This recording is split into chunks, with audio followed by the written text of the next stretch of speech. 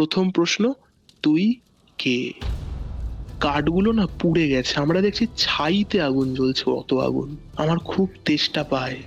ঠিক ওই খালের জলে পাঁক মেশানো জল, ঠিক যেরকম কালার, ওরকম কালো জল। ওর বাড়ির পেছনে যে রেল লাইনটা আছে, ওকে ওখানে নিয়ে গিয়ে আমি রেলে কাটা ফেলে মেরে ফেলবো। স্নান করে উঠে কাপড় মেলছিল, খোলা চুলে ছিল, আমি ওকে তখন ধরেছি। আমি ছাড়বো না ওকে, অনেক দিন থেকে ঘুরছি, কাউকে পাইনি, আজকে ওকে পেয়েছি, আমি ওকে আর ছাড়বো না।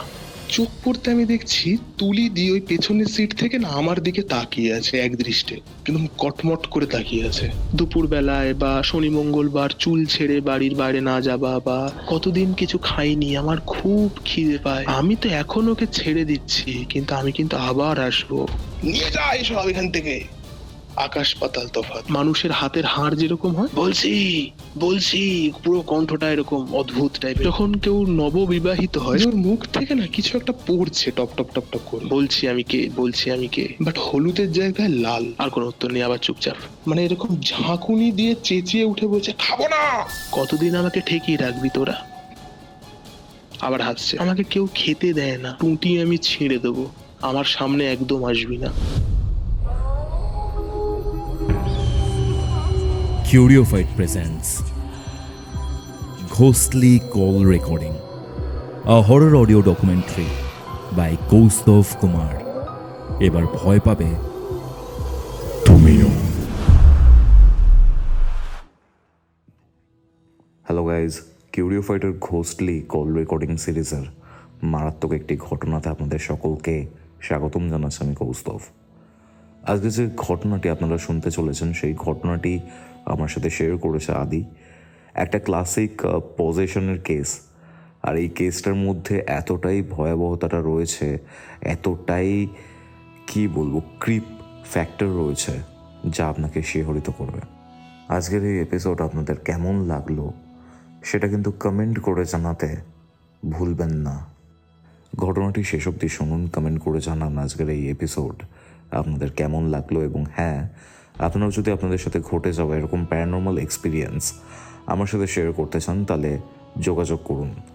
যোগাযোগ করতে আমাদের হোয়াটসঅ্যাপ নম্বর, যেটা আপনারা অন স্ক্রিন দেখতে পাচ্ছেন, সেখানে যোগাযোগ করতে পারেন। এই নাম্বারটি আপনারা ডেসক্রিপশন বক্সেও পেয়ে যাবেন এবং কমেন্ট সেকশনেও থাকবে। আপনার জীবনের সত্যি ভৌতিক ঘটনাগুলি জানার জন্য অধীর আগ্রহে ওয়েট করে থাকবো আমি কৌস্তভ। আপনিও সুযোগ পেয়ে যেতে পারেন কিউরিওফাইটের এরকমই একটা ঘোস্টলি কল রেকর্ডিংয়ে আপনার ঘটনা শেয়ার করার। তাহলে চলুন শুরু করছি কিউরিওফাইটের ঘোস্টলি কল রেকর্ডিং সিরিজের মারাত্মক একটি হরর পডকাস্ট। ঘড়িতে বেলা 3টে। আপনারা শুনছেন কিউরিওফাইটের ঘোস্টলি কল রেকর্ডিং। আপনাদের আজকের হরর ডোজ। হ্যালো আদি, হ্যালো কৌস্তভ, কেমন আছো? ভালো আছি গো।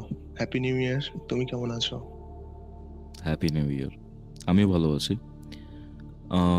বিষয়টা হচ্ছে, তুমি বজবজের দিকে থাকো এবং তুমি এমন একটা ঘটনা শেয়ার করতে চেয়েছো, যে ঘটনাটা শোনার পর সত্যি কথা বলতে আমার ভেতরেও কাঁপুনি জেগেছে, কারণ ঘটনাটার ইন্টেন্সিটিটাই হয়তো এতটা। তোমার এক দিদি অষ্টমঙ্গলা, অর্থাৎ বিয়ের পরে জোট ভাঙাতে এখানে আসেন। ফিরে যাবার বেশ কিছুদিন পর থেকে তার সাথে অদ্ভুত কিছু ব্যাপার ঘটতে থাকে। তার আচরণও হয়তো অদ্ভুত হয়ে ওঠে সাধারণ মানুষের জন্য। ঘটনাটা খুবই পিকিউলিয়ার আতি, যেটা আমি শুনে বুঝতে পেরেছি। আর তার থেকেও বেশি মানে কি বলবো, মানে একটা নৃশংসতা রয়েছে এই ঘটনার মধ্যে। কি ঘটেছিল একদম শুরু থেকে আমি জানতে চাই, কি ঘটেছিল আদি? ঠিক আছে, তাহলে আমি তোমাকে একদম গোড়া থেকেই বিষয়টা বলতে থাকছি, বুঝলে? হুম হুম হুম। আমার যে দিদিটা, তার নাম হচ্ছে তুলিকা, ঠিক আছে? তো আমরা তো খুব কাছাকাছি, মানে পাড়ারই, এক পাড়ারই ছিলাম। তো আমরা ওকে তুলি দি বলে ডাকতাম। আর ওর যে ভাই ছিল, ওর ভাই আর আমি হচ্ছি আসলে বন্ধু। আর তুলিদি, আমি, ওর ভাই সব একসাথেই ছোটবেলায় খেলাধুলা করেছি এবং বাকি অন্যরা আর কি। তো আমাদের সাথে খুবই ক্লোজ একটা সম্পর্ক। তো একসময় তুলিদির বিয়ে হয়। বিয়ের পরে আমরা বিয়েতে সবাই খুব আনন্দও করি একসাথে। বিয়ের পরে অষ্টমঙ্গলা যখন হয়, তো অষ্টমঙ্গলাতে জামাইবাবু আর তুলিদি এসেছিল। এসে তারপরে তো কয়েকদিন থেকে তো চলে যায়। যাওয়ার প্রায় ১-১.৫ মাস হবে। তুলিদির শ্বশুর বাড়ি থেকে ওর বাপের বাড়িতে একটা ফোন আসে। তাদের বক্তব্য ছিল যে তুলিদির মধ্যে তারা বিশেষ কিছু পরিবর্তন বা একটা অদ্ভুত বিষয় লক্ষ্য করছে। তো বাপের বাড়ির লোকজন জিজ্ঞেস করে যে কি হয়েছে না হয়েছে। তো ওর শ্বশুর বাড়ির লোকজনেরা বলে খুব মন মরা লাগে আর কি, ভালো করে খাওয়া দাওয়া করছে না, মন মরা হয়ে বসে থাকে, ভালো করে কথা বলছে না। মানে এটা কি বলতো, মানে অষ্টমঙ্গলা থেকে বাড়ি ফেরার কিছুদিন পর থেকে আর কি জিনিসপত্রগুলো আর কি লক্ষ্য করছে ওর শ্বশুর বাড়ির লোকেরা। আচ্ছা। তো এবার স্বাভাবিক বাপের বাড়িতেও একটা জিনিসটা নিয়ে আলোচনা হয় যে হ্যাঁ হয়তো সবে সবে একটা নতুন জায়গায় গেছে। এবার ওদের কিন্তু লাভ ম্যারেজ নয়, বুঝলে তো, অ্যারেঞ্জ ম্যারেজ। তো পুরো বিষয়টাই নতুন আর কি। হুম হুম হুম। তো ওদের মনে হয় যে ঠিক আছে, কটা দিন তাহলে এই বাড়িতে এনে রাখি, রেখে একটু কদিন থাক, তারপর আস্তে আস্তে ব্যাপারটা ইউজ টু হয়ে যাবে আর কি। আর ওদের বাড়ি থেকে, মানে তুলিদির বাপের বাড়ি থেকে তুলিদির শ্বশুর বাড়ির দূরত্ব কিন্তু হ্যাবক কিছু নয়। মোটামুটি ওই অটো বা টোটো করে ০.৫ ঘন্টা ৪০ মিনিট এরকম সময় লাগে। ওকে ওকে। তো ঠিক আছে, হ্যাঁ, এখানে আর একটা জিনিস একটু উল্লেখ করে দিই, সেটা হচ্ছে তুলিদির স্বামী মানে জামাইবাবু, যে সে হচ্ছে সিকিউরিটি গার্ডের জব, বুঝলে তো। তো তার এবার শিফটের ডিউটি যেরকম সিকিউরিটি গার্ডের হয়, সপ্তাহে ৩ দিন রাতে থাকে, কখনো কখনো আবার দিনের বেলায় থাকে, দুপুরে থাকে, এরকম ভাবে ব্যাপারটা চলছে। তো এইটাও আর কি তাদের মনে হয় যে জামাই তো সবসময় রাতের বেলা করে হয়তো সপ্তাহে ২-৩ দিন থাকে না, তাই নতুন বিয়ে হবার পর একটা মিস করা বা এরকম কিছু, বা সেই জামাইয়ের মুখ চেয়েই তো ওই বাড়িতে যাওয়া, সেই মানুষটাকেই হয়তো কিছু কিছু সময় পায় না, তো সেই জন্য মন খারাপ। তো প্রথমে বাপের বাড়ির লোকেরা আর কি তুলিদের সাথে ফোনে কথা বলে যে মা তোর কি সমস্যা। ফোন করেছে তুলিদি, কিন্তু ফোন ধরো এরকম ধরা রয়েছে, ২ মিনিট ৩ মিনিট ডিউরেশন বেড়ে যাচ্ছে কলের। বাট তুলিদি না স্বাভাবিকভাবে কোনো কথা বলছে না। জিজ্ঞেস করছে তোর কি হয়েছে, মানে ৫-৬ বার জিজ্ঞেস করার পর একটুখানি খুব গম্ভীর গলায় উত্তর দিচ্ছে কিছু না, তুলে দিয়ে কিছু বলছে হয়নি। এটা? তুলিদি এটা ফোনে বলছে কিছু আচ্ছা, না, আচ্ছা। কিছু হয়নি। বলছে আমরা যাব, আমার এই বাড়ি থেকে আনতে যাব তোকে। কোনো উত্তর নেই, চুপচাপ। বলছে কি হয়েছে, তুই নাকি শুনলাম খাওয়া দাওয়া করছিস না ভালো করে, তোর নাকি সবসময় এরকম কিরকম গম্ভীর হয়ে থাকিস, কথাবার্তা বলিস না কারোর সাথে, নতুন একটা বাড়িতে গিয়েছিস, সবার সাথে কথা বল, মেলামেশা কর, তাহলে তো দেখবি জিনিসগুলো সহজ হবে। কোনো উত্তর নেই। শুধু যখন জিজ্ঞেস করছে তোর কি হয়েছে, তখনই তুলিদের একটাই উত্তর, ৫-৭ বার জিজ্ঞেস করার পর কিছু না। তো ঠিক আছে, তো বুঝলো যে হ্যাঁ ভাই সত্যি সিরিয়াস কিছু একটা, মন খারাপ বা মেয়ের একটু অভিমান জাতীয় কিছু হয়েছে, বা যাই হোক মানিয়ে উঠতে পারছে না সবে সবে নতুন ফ্যামিলি। তো তুলিদির বাপের বাড়ি থেকে বললো যে তাহলে দিদিকে আর কি আনতে যাওয়া হবে। এবার আনতে যাবে কে, ওই আমার যে বন্ধুটা মানে তুলিদির ভাই, আর আমি তো খুব একদম অলায় গলায় বন্ধু ছিলাম সেই সময়টা। তো তুলিদির ভাইকে বলেছে যে তুই আর আদি কি যেতে পারবি একটু, তাহলে গিয়ে নিয়ে আয় দিদিকে। বেশি দূর তো নয়, যে এমন কিছু না ট্রেন বাস করে তোদের অনেকটা পথ অতিক্রম করতে হচ্ছে, নর্মালি একটু যা গিয়ে নিয়ে আয়। তো আমাকে বলার পর আমি তো খুব ন্যাচারালি হ্যাঁ যাব, কোনো অসুবিধা নেই। তো আমাদের পাড়া থেকে একটা অটোওয়ালা কাকুকে আর কি আমরা ঠিক করি, মানে ওদের বাড়ি থেকে ঠিক করে দিয়েছিল যে এই অটো করে যাবি, দিদিকে নিয়ে আবার এই অটো করেই ফিরে চলে আসবি। ঠিক আছে, আমাদের চেনা জানা একটা কাকু। হুম হুম হুম। তো ঠিক আছে, এরকম একদিন আমরা এরকম আর কি সকাল সকাল, তখন কটা হবে, সকালে 10:30-11টা হবে, 10:30-11টা নাগাদ আমরা রওনা দিলাম। তার আগে দিদিকে আর কি ফোন করে বলা হয়েছে যে ভাই যাচ্ছে, তোকে নিয়ে আসবে, তুই একটু রেডি টেডি হয়ে থাকিস। ভালো কথা। তো ওরকমই লাগে, ৩০-৩৫ মিনিট ম্যাক্স টু ম্যাক্স লাগে যেতে। তো গেলাম, গিয়ে এবার ওদের বাড়িতে ঢুকছি। ঢুকে কৌস্তব, মানে প্রথম অবাক হওয়াটা কিন্তু এইখান থেকেই আমার এবং আমার বন্ধুরও। আমি আচ্ছা। আমারটা বলতে পারছি কারণ আমি আমার ভেতরটাকে আমি চিনি, আমার বন্ধুর ভেতরটাকে তো আমি সেভাবে চিনি না। ও সম্ভবত অবাক হয়েছিল, পরে আমাকে বলেছিল সেটা। তুলিদির চেহারা সবার আগে যেটা চোখে পড়ে আমার। বিয়ের পর না, যখন একটা কথা আছে, বিয়ের জল গায়ে পড়লে মেয়েরা হৃষ্টপুষ্ট হয়, দেখতে সুন্দর লাগে, শাখা সিঁদুর, নতুন শাড়ি। ইভেন অষ্টমঙ্গলাতে যখন এসেছিল তখনও কিন্তু দিদিকে দেখে বড় ভালো লাগছিল, খুবই ওকে। সুন্দর। কিছু কিছু মানুষের চেহারায় দেখবি এরকম একটা ভাব থাকে, দেখলেই না সেই একটা, মানে একটা মমতাময়ী একটা ফিলিং আসে, হুম, যে হুম, হুম। একদম দিদি দিদি, এরকম একটা ব্যাপার।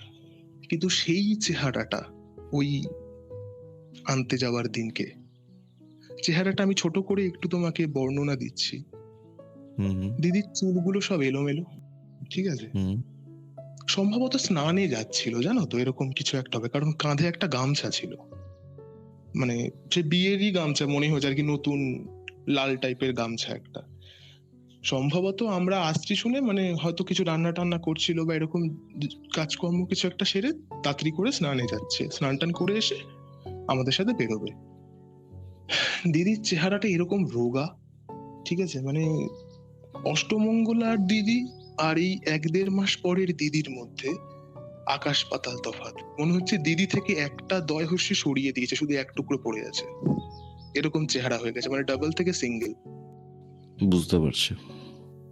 পুরো চুলগুলো এলোমেলো, ঠিক আছে। মাথার সিঁদুরটা যেটা দেয় আর কি নতুন বউয়েরা সিঁদুর, তুমি একটা জিনিস লক্ষ্য করবে, যারা অনেক দিনের বিবাহিত আর যারা নববিবাহিত, তাদের সিঁদুরের মধ্যেও না দেখবে তফাৎ আছে। নতুন বিয়ে করে যারা সিঁদুর দেন না, তাদের সিঁদুরটা খুব চকচক করে, খুব টকটকে লাগে। আর দিদিকে কিরম মনে হচ্ছে না, মেটে মেটে লাগছে, সিঁদুর টিঁদুর গুলো এলোমেলো হয়ে রয়েছে, চুলগুলো রুক্ষ রুক্ষ। আর চোখ দুটো, জন্ডিস রুগীদের দেখেছো তো নিশ্চয়ই, জন্ডিস রুগীদের দেখেছো তো, দেখবে চোখ না হলুদ হয়ে থাকে হুম, ওদের। হুম, হুম, হুম। আর দিদির চোখ দুটো ওরকমই, বাট হলুদের জায়গায় লাল, ঠিক আছে। দেখে মনে হচ্ছে যেন 3-4 রাত ঘুমোয়নি একটা মানুষ, চোখগুলো লাল। এবার এইখানে আর একটা তফাৎ বলি, যে মানুষ 3-4 রাত ঘুমোয় না, তার চোখ লাল হয়, এটা একদম ঠিক কথা, কিন্তু সাথে সাথে না তার চোখগুলো নিস্তেজ হয়, বোজা বোজা হয়। কিন্তু দিদির ক্ষেত্রে সেটা নয়, নর্মালি চোখ, কিন্তু জাস্ট লাল, চোখগুলো ঘোলাটে ধরনের লাল। তো ভালো কথা, ঠিক আছে। আমাদের দেখে কিন্তু দিদি কোনো হাসলোও না, কোনো কথাও বললো না, ঠিক আছে, শুধু ঘাড় ঘুরিয়ে এরকম ভাবে আর কি বোঝাতে চাইলো যে ঘরে আয় বা ঘরে এসে বস, এরকম একটা বিষয়। ভালো কথা। তো আমরাও ঢুকলাম আর দিদি ওই স্নান ঘরের দিকে চলে গেল, ঠিক আছে। তো এবার আমরা দেখো বিয়ের পরে পরে গেছি, ভাই আর কি, ভাই ভাইয়ের বন্ধু, তোদের বাড়ি থেকে মিষ্টি দিয়েছে আমাদের, একটা প্লেটে করে দুটো সন্দেশ, রসগোল্লা এরকম মিশিয়ে টিশিয়ে, মানে মিলিয়ে মিশিয়ে দিয়েছে 4-5 রকম মিষ্টি। বিশ্বাস করবে না কৌস্তব, মিষ্টির মধ্যে কখনো তুমি তিতো ভাব লক্ষ্য করেছো? যে কোনো ধরনের মিষ্টি আজ অব্দি, যে ধরনের মিষ্টি তুমি খেয়েছো, হয় না, এটা হয় না। রসগোল্লার মধ্যে তিতকুটে ভাব থাকা, এটা ভাবা যায় না অ্যাকচুয়ালি। রসগোল্লা এমনকি নষ্ট হয়ে গেলেও না টক টক হয়, কখনো তিতো হয় না রসগোল্লা। এক্স্যাক্টলি। রসগোল্লা দেখবে এক্স্যাক্টলি বাসি যখন হয়ে যায় তখন তো দেখবে টক টক টাইপের টক লাগে। হয়ে যাবে, বাট তেতো কোনোভাবেই হওয়ার কথা হ্যাঁ, নয়। মানে এবার তেতো মানে যে হেভি কিছু তিতো নিম পাতা মাফিক ওরকম নয়, মানে খেয়ে ঠিক মানে জিভে যেন তৃপ্তি পেলো না, হুম, ভালো হুম, লাগেনি। হুম। আর টুকরো এরকম কেটে খেয়েছি, আমার না ভালো লাগেনি। আর দেখো সত্যি বলতে আমিও মিষ্টির ভক্ত বিশেষ নই, অত মিষ্টি হুম, টিষ্টি নিয়ে আমার মাথা ব্যথা নেই। তো আমি বললাম যে আমি বাড়ি থেকে সবাই খেয়ে বেরিয়েছি, আমার ঠিক পেটে ঢুকছে না, ঠিক আছে জেঠিমা, মানে কেউ একটা দিয়েছে, শাশুড়ি বা এরকম কেউ একটা দিয়েছে, আমি বলছি, জেঠিমা আমি এটা নিয়ে নিন, আমি খেতে পারবো। তা আমার বন্ধুটা কিন্তু খেয়েছে। এবার দেখো আমি সত্যি বলতে না ব্রাহ্মণ সন্তান, আর হুম, তাছাড়া আমার বাবার মামা তিনি নিজেও আর কি তান্ত্রিক, বা আমাদের বাড়িতেও না খুব তন্ত্র মতে আর কি কালী পুজো হতো, ঠিক আচ্ছা আছে। আচ্ছা। এই ব্যাপার স্যাপার গুলো কিন্তু টুকটাক টুকটাক, জানি না মানে প্রত্যেকটা মানুষেরই না এরকম জিনিসপত্র থাকে কিনা আমি বলতে পারবো না। তবে সাথে সাথে আমার যদি অ্যাস্ট্রোলজিক্যাল ওয়েতে একটা কথা যদি বলি, আমার পঞ্চমে শনি এবং কেতু। সো এই ডার্ক নলেজ বা এই জিনিসপত্রের দিকে না আমার একটা অটোমেটিক ন্যাক আছে। তা আমার হুম, খেয়ে ঠিক ভালো লাগে না, মানে আমি অর্ডারটা না ফিল করতে পারি আলগা পাতলা। তো আমি বারণ করে দিয়েছি মিষ্টিটার জন্য। হ্যাঁ ঠিক আছে, বাট ওনাদের সাথে কথাবার্তা হচ্ছে, কথাবার্তা হতে হতে দেখছি যে তুলি দিয়ে আর কি বাথরুম থেকে বেরিয়ে মানে ভেজা চুলেই আর কি ঘরে ঢুকলো, চেঞ্জ টেঞ্জ করবে এরকম বিষয়, মানে পোশাক বদলাবে সেই জন্য ঢুকলো। হুম, হুম, আর বিয়ের সময় একটা করে ট্রলি দেয় মেয়েদের, ট্রলি বা ভিআইপি সুটকেস। তো ওরকম একটা ট্রলি দিয়েছিল, ট্রলিটা গোছানোই ছিল, মানে আমরা যে ঘরে বসেছিলাম সেই ঘরের এক পাশেই দেখলাম একটা গ্রিন কালার একটা ট্রলি রাখা রয়েছে। হুম, হুম, তো খানিকক্ষণ পরে এবারে রেডি রেডি হয়ে গেছে, বেরোচ্ছে, ঠিক আছে। বেরোতে গিয়ে একটা অদ্ভুত, দেখো বাড়ির নতুন বউ সেই বাড়ি ছেড়ে কয়দিনের জন্য বাপের বাড়িতে আসবে, সেই বাড়ির যারা বয়োজ্যেষ্ঠ মানুষ, যারা গুরুজন আছে, তাদের না প্রণাম করে আসে। হুম, হুম, ইভেন এটা আমরাও করি, কোথাও বেরোনোর আগে বাবা মাকে প্রণাম করে যাই বা যাই হোক। দিদি কিরকম বলতো, মানে হন হন করে বেরিয়ে আসছে বাড়ি থেকে। এইবার এই ব্যাপারটা তখন আমাদের একটু খচখচানি লেগেছিল যে দেখো প্রণাম না দিদি করুক, লিস্ট কথাবার্তা তো বলবে, আসছি মা, আসছি না, হ্যাঁ আছে এক্স্যাক্টলি, জেঠিমা। যে মা আসছি বা কিছু, হুম, কিছুই না। হুম, আমাদের এসে দেখলো যে আমরা বসে আছি। তো আমার ওই বন্ধুটা বললো হয়ে গেছে দিদি, ও বললো মাথা নেড়ে, মুখে কোনো উত্তর নেই, মাথা নেড়ে ঠিক আছে চলো। আমার বন্ধু ওই ট্রলিটা নিল আর দিদি এরকম ভাবে বেরিয়ে আসছে। তো আসার সময় ওর মানে সে যে শাশুড়ি মা ছিল আর কি, জেঠিমা, জেঠিমা বলছে তুলি সাবধানে যেও, ঠিক আছে, আর গিয়ে একবার ফোন করে দিও, মানে পৌঁছে গেলে একবার জানিয়ে দিও বাড়িতে। দিদি কিন্তু কোনো উত্তর দিল না, জাস্ট ঘাড় ঘুরিয়ে একবার দেখলো, ওরম ভাবেই চলে আসছে। এবার সেই জায়গাতে না বোঝা যাচ্ছে যে শাশুড়ি মা, মানে ওই জেঠিমা যে বলছি, সে না হুম, কোথাও একটু মনে মনে ক্ষুণ্ণ হয়েছে যে হুম, হুম, হাতে করে দেখিয়ে ছেলেটার বিয়ে দিলাম, বউটা এরকম কেন করছে, আমরা তো খারাপ কিছু করিনি। কত শাশুড়ি কত শ্বশুর তো কত খারাপ জিনিসপত্র করে, বাট সেরকম তো আমরা কিছু করিনি। তো ঠিক আছে, আমরাও জেঠিমাকে বলে টলে বেরিয়েছি, এবার অটোতে উঠছি। হ্যাঁ, এবার অটোতে, অটোর পেছনের দিকে যে সিটটা সেখানে তুলি দিয়ে বসেছে, ওর ভাই বসেছে, আর ওই ট্রলিটা ওরা নিয়ে বসেছে। তো পেছনটা না পুরোটাই বুকড, ওখানে আর জায়গা নেই। একটা অটোর পেছনে আর কতটুকু জায়গা থাকে, তিনজন পাশে মানে দুজন বসলে আর একটা ট্রলি রাখলে। তা আমি কি করেছি, ওই যে, হ্যাঁ আমি ড্রাইভার কাকুটার বাঁ দিকটা করে বসেছি আর কি। তো ভালো কথা। এবার ওখান থেকে অটো স্টার্ট দিয়ে আসছি, আস্তে আস্তে এবার কি তুলিদির সাথে আমরা এতদিন, ইভেন বিয়ে সময়টা বা যখন অষ্টমঙ্গলাতে এসেছে তখনও কিন্তু বেশ মানে আর কি ঠাট্টা মজা করেছি। এবার যখন অটোতে বসে আছি তখনও আমরা আর কি, আমি এরকম বলছি যে কি রে কেমন আছিস, এটা সেটা, তুলিদের কোনো উত্তরই দিচ্ছে না। আমার কেমন একটু মনে হলো যে এতদিন যখন বিয়ে করেনি তখন একরকম ছিল, হুম, বিয়ে হয়ে গেলে অনেক বিষয়বস্তু চলে আসে মেয়েদের, হুম, সেরম কিছু হয়েছে। আর আমার বন্ধুটাও বলছিল যে দিদির বোধহয় মন খারাপ বা এরকম কিছু, এলাম তাহলে বোধহয় আমার এতটা বক বক করাটা উচিত হবে না, চুপচাপ চলে যাই। তো এই যে লাস্ট আমি যখন ইয়ার্কি টাইপের একটা কথা বলেছি, তখন আর বলার পরে কোনো উত্তর পাইনি, এরকমই যাচ্ছি। তারপরে হয়তো 2-5 মিনিট হয়েছে, হঠাৎ করে না আমার চোখ পড়লো, দেখবে অটোর বা যে কোনো গাড়ির ড্রাইভারের ঠিক ওপরের দিকে একটা ব্যাক ভিউ মিরর থাকে সরু মতো, হুম, যেটা দিয়ে হুম, হুম। পেছনের দিকে দেখা যায়। হঠাৎ করে আমার ওটার দিকে চোখ পড়েছে। চোখ পড়তে আমি দেখছি তুলি দিয়ে ওই পেছনের সিট থেকে না আমার দিকে তাকিয়ে আছে এক দৃষ্টে, আর ঠিক একদম কটমট করে তাকিয়ে আছে। আচ্ছা আচ্ছা। এবার তো আমার ব্যাপারটা ভালো লাগেনি, কারণ আমি যে মানুষটাকে এতদিন ওরম ভাবে কখনো দেখিনি, যে ও মানুষটা রেগে গেলেও কি ওরম ভাবে তাকাতে পারে। বা ছোটবেলা থেকে অনেক খেলাধুলোর মাঝখানে আমরা ছোটবেলা থেকে খেলাধুলো করেছি, মানে মারপিট হয়েছে, ঝগড়া হয়েছে, আবার মিটেও গেছে। কিন্তু ওই দৃষ্টিটা, পার্টিকুলার ওই দৃষ্টিটা কৌস্তব, এটা মোটেই স্বাভাবিক ছিল না। তাকিয়ে আছে ওরকম ভাবে কটমট করে, মানে আমার মনে হয়েছিল যে আমি কি এত বেশি কিছু ইয়ার্কি মেরে ফেললাম যার জন্য ওরকম ভাবে তাকিয়ে আছে আমার দিকে। তো আমি আর ওকে। কোনো কথা বাড়াইনি, আমি চুপচাপ সুবোধ বালকের মতন আর কি অটোওয়ালা কাকুর সাথে চলে এসেছি, মানে তারপরে এসে নামলাম। তো নেমে না আমি আর ওদের বাড়িতে যাইনি, আমাদের বাড়ি থেকে কিন্তু বেশি দূর নয় ওদের বাড়িটা, হেঁটে 2 মিনিট ম্যাক্স টু ম্যাক্স। আমি আর বাট যাইনি, আমি অটোতে বললাম যেটা হয়েছে সেটার পরে তোমার মনে হয়েছে না যাওয়াটাই বেটার। যাওয়াটাই এক্স্যাক্টলি, না যাওয়াটাই বেটার। আর এখন তো দিদি থাকবেই, সে যদি মন খারাপও কোনো হয়ে থাকে সময় দেখা দুটো দিন করে একটু ফেলতে। চিতাক, হ্যাঁ একটু হুম। থিতিয়ে নি, তারপরে গিয়ে আবার কথা বলা যাবে ক্ষণে। তো আমার আর ঠিক ইয়ে লাগে না তখন, মোটামুটি আস্তে আস্তে ওইদিকে তখন কটা বাজে, 1:30-1:30টার কাছাকাছি বাজে, দুপুর 1:30-2টো হবে এরকম, 1:30 পৌনে 2টো। ঠিক আছে, তো আমি বাড়ি চলে এসেছি, এসে স্নান খাওয়া নিজের মতো করে টোরে। সেই দিনকে রাতের বেলায় বিষয়গুলো, কিছু ডিস্টার্বিং বিষয়বস্তু শুরু হয় ওদের বাড়িতে। ওদের বাড়ির এবার একটু ছকটা আমি বলে দিই, মানে আমার বন্ধুর বাড়িটা। ওদের একটা বড় ঘর আছে, বড় ঘরের 2 প্রান্তে 2টো খাট, ঠিক আছে। তো একটা মানে ওদের কি বলতো, মানে আহ আর্থিকভাবে কিন্তু ওরা অতটাও সচ্ছল নেই, ঠিক আছে।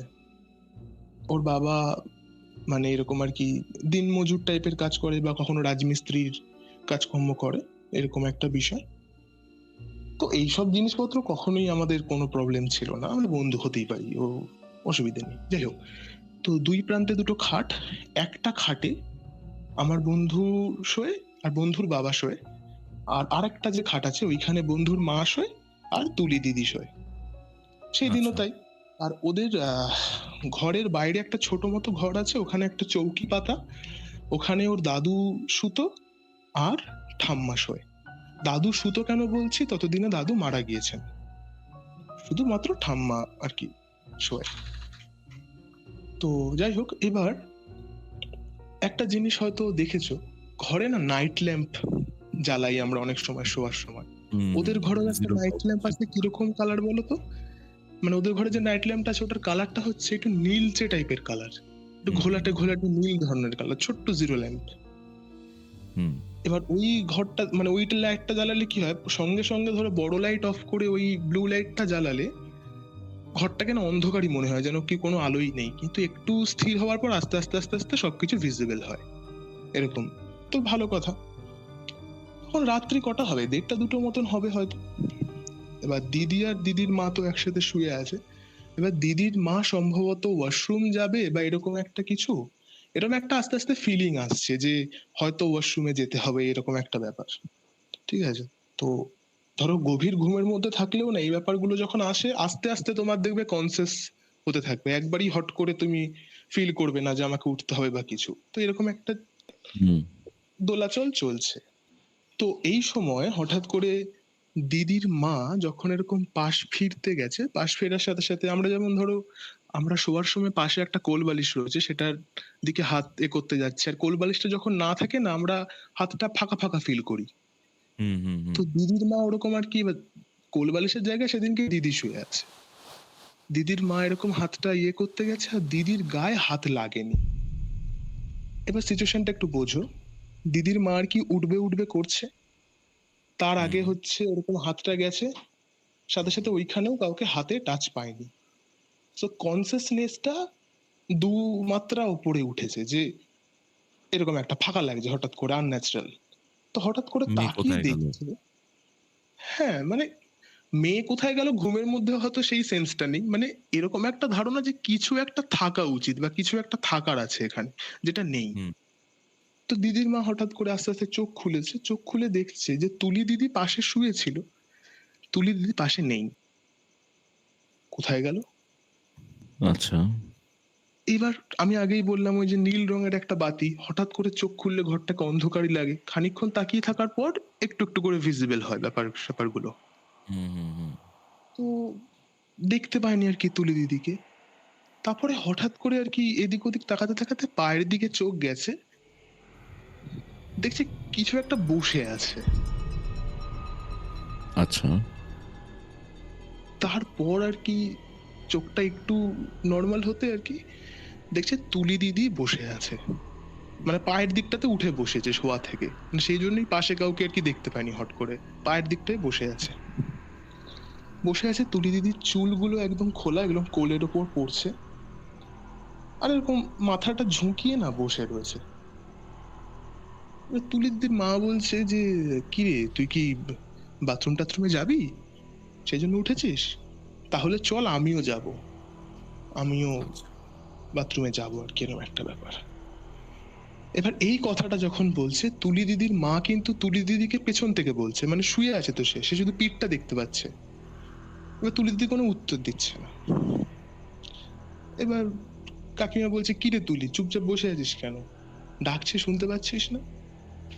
তুলি দিদির কোনো উত্তর নেই। এবার ঠিক আছে, কাকিমা খাট থেকে নেমেছে, নেমে এরকম ঘরের লাইটটা জ্বালাতে যাবে তার আগে একবার তুলি দিদির দিকে না তাকিয়েছে।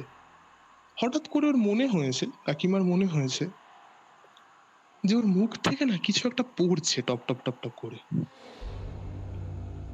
এইবার জিনিসটা ভালো করে তো দেখতে পাচ্ছে না ওরকম অল্প আলোতে, ঘরের বাতিটা জ্বালিয়েছে, বড় বাতি যেটা, বাতিটা জ্বালানোর পর দেখছে তুলি দিদির মুখ থেকে এরকম না লালা গড়াচ্ছে। ঠিক কিরকম বলো তো, ধরো আমরা খুব ঝাল খেলাম, ঝাল খাবার পর লালা ঝরায় না, দেখবে অনেকে, যাতে ঝালটা কেটে যায়, ওরম ভাবে লালা ঝরছে মুখ থেকে, মানে ঠোঁটের দুই কষ বেয়ে এরকম ভাবে লালা পড়ছে। আর নাইটি জাতীয় কিছু একটা পড়েছিল, আর লালাগুলো পুরো মানে কোলের মধ্যে পড়ে না, পুরো কোলটা জবজব করছে ভিজে, মানে বেশ খানিকক্ষণ ধরে ব্যাপারটা আর কি হয়েছে। তো এবার বলছে কি রে তুলি, তুই কি হয়েছে তোর, এরকম মুখ থেকে এরকম লালা টালা পড়ছে, আর ডাকছি কোনো উত্তর দিচ্ছিস না ভালো করে। তুলি দিদির কোনো উত্তর নেই, সে এরকম মাথা ঝুঁকিয়ে বসে আছে, চুলগুলো এরকম সামনের দিকে এলোমেলো হয়ে রয়েছে, এরকম গায়ে গিয়ে তারপরে এরকম ঝাঁকানি দিয়েছে যে কি রে, এতক্ষণ ধরে ডাকছি কোনো উত্তর নেই, ডেকেই যাচ্ছি, রাত বিরেতে কি শুরু করেছিস। একটু বকার সুরেই কথাটা বলেছে। এই বকার সুরে কথাটা যখন ঝাঁকুনি দিয়ে বলেছে, তুলি দিদি এরকম মুখ তুলে তাকিয়েছে এতক্ষণ পর। আর এই মুখ তুলে যখন কাকিমার দিকে তাকিয়েছে কৌস্তব, তুলি দিদির চোখ দুটো দেখে কাকিমা এরকম মানে 2-3 স্টেপ পিছিয়ে এসেছে, 2-3 পা। বলছে চোখ দুটো মানে চোখের সাদা অংশ কিছু বোঝা যাচ্ছে না, মনে হচ্ছে সাদা অংশটাকে কেউ আলতায় চুবিয়ে ওই চোখের জায়গাতে বসিয়ে দিয়েছে, এত লাল চোখ দুটো। আর এটা ঘটছে হচ্ছে রাত্রি তখন 1:30-2 বাজে। তুলিদির মা এরকম পিছিয়ে এসছে, এবার কিছু যে সাহস করে বলবে না সেই ব্যাপারটাও পাচ্ছে না, মানে মানে গলা শুকিয়ে যাওয়ার মতন আর কি অবস্থা। তো ততক্ষণে আর কি লাইট টাইট জেলে এবার কাকিমা তো এতক্ষণ আর কি একটু ভয়ের সুরে বলছে, একটু আর কি রাগের সুরে গলা চড়িয়ে বলেছে যে এতক্ষণ ধরে ডাকছি কোনো আওয়াজ নেই, এটা সেটা বলেছে। ততক্ষণে কিন্তু আমার বন্ধুর বাবা যে শুয়েছিল সে আর কি আদো আদো ঘুম তার ভেঙে যাচ্ছে, ঠিক আছে। তো এরকম তাকিয়ে বলছে কি হয়েছে গো। এবার কাকিমাকে জিজ্ঞেস করছে কি হয়েছে, কাকিমার কোনো উত্তর নেই। এতক্ষণ মেয়েকে জিজ্ঞেস করছিল কি হয়েছে, মেয়ের কোনো উত্তর নেই। কাকিমাকে জিজ্ঞেস করছে কি হয়েছে গো, কাকিমার কোনো উত্তর নেই। কাকু উঠেছে যে হচ্ছেটা কি আমার বাড়িতে, উঠে কাকু দেখছে যে ওরকম আর কি চোখ মুখ ওরকম হয়ে গেছে। আর মুখটা না, হ্যাঁ মুখের কথাটা একটু উল্লেখ করি, পাশুটে নীলচে ধরনের রং মুখটায়, মানে মানে তুলি দিদির আর কি গায়ের রং কিন্তু খুব একটা উজ্জ্বল নয়, বুঝলে তো, শ্যামলা বলা যায়। আর এইসবের মধ্যে না পুরো পাশুটে টাইপের মুখ হয়ে গেছে একটা। তো ভালো লাগেনি আর কি ওদের দেখে। আর মানে তুলি দিদির বাবা আর কি বেশি ঘাটায়নি ব্যাপারটাকে, যে কিছু একটা অস্বাভাবিক লাগছে বা এরকম কিছু ফিল হয়েছে। এবার ততক্ষণে মানে কাকু গিয়ে ঠাকুমাকে ডেকে তুলেছে যে মা দেখবে চলো তো তোমার নাতনি কিরকম করছে আর কি। তো সে উঠে এসছে, ঠাকুমা উঠে এসছে, উঠে এসে এরকম ঠাকুমা আস্তে আস্তে কিন্তু তুলি দিদি আবার মুখ এরকম নামিয়ে আবার যেরকম ভাবে লালা ঝরাচ্ছিল সেরকম ভাবেই ব্যাপারটা আবার সেই জায়গাতে চলে এসেছে। এবার ঠাকুমা এসে বলছে কি রে কি হয়েছে কি হয়েছে, এবার দেখবে না মেয়েদের এরকম থুতনি ধরে তোলে যে কি হয়েছে দেখি তো মুখটা, এরকম করছে, থুতনিটা ধরে এরকম তুলতে গেছে, বলছে মানে শরীর প্রচন্ড ঠান্ডা, মানে স্বাভাবিকের তুলনায় প্রচন্ড ঠান্ডা শরীর, আর সেই সময় কিন্তু শীতকাল নয়, বুঝলে তো, শীতকাল নয়, এমনি নর্মাল, হেভি কিছু গরমও নয় হেভি কিছু শীতও নয়, মাঝে মাঝে একটা সময়। এইবার একটা বিষয় এখানে ঠাকুমার ক্লিক করেছে, ঠাকুমা না মানে পুরোনো দিনের মানুষ তো, উনি মানে ওনারা অনেক কিছু হয়তো সেন্স করতে পারে বা এরকম জাতীয় একটা বিষয়বস্তু আছে। তো ঠাকুমা তখন আর কি কাকুকে বলছে, বলছে তোর মেয়ের কিন্তু হালচাল আমার ভালো লাগছে না, কিছু একটা হয়তো হাওয়া বাতাস লেগেছে বা এরকম জাতীয় কিছু হয়েছে, ঠিক আছে, তো এরকম এরকম বিষয়। তো কাকু প্রথমে অতটাও করেনি বিষয়টা, ছেলেরা কিন্তু দেখবে প্রথমেই না হঠাৎ করে এইসব জিনিসের মধ্যে বিশ্বাস করতে লাগে না, তারা আগে আশেপাশে সহজ পন্থাগুলো অবলম্বন করার চেষ্টা করে, যে কোনো ওষুধ খাইয়ে বা কোনো ডক্টর দেখিয়ে এরম জাতীয় কিছু করার। তো তখন কি করে কাকু আর কি তার জেনারেল সার্জন মানে জেনারেল ডক্টরকে আর কি ডেকেছে পরের দিন সকালবেলা, সকাল সকাল তখন 9:30 9:30 হবে, দেখেছে এবার ডক্টর এসেছে, এসে তুলি দিদিকে দেখছে কিন্তু সেরকম কিছু না বুঝতে পারছে না, আর তুলি দিদি কিন্তু তখন একটু একটু স্থির, মানে কারোর দিকে ওরকম ভাবে কটমট করে তাকাচ্ছে না বা ওরকম কিছু, ওরকম একটা ব্যাপার চলছে, হাতের নাড়ি টাড়ি দেখেছে বলছে সেরকম কিছু বুঝতে পারছি না।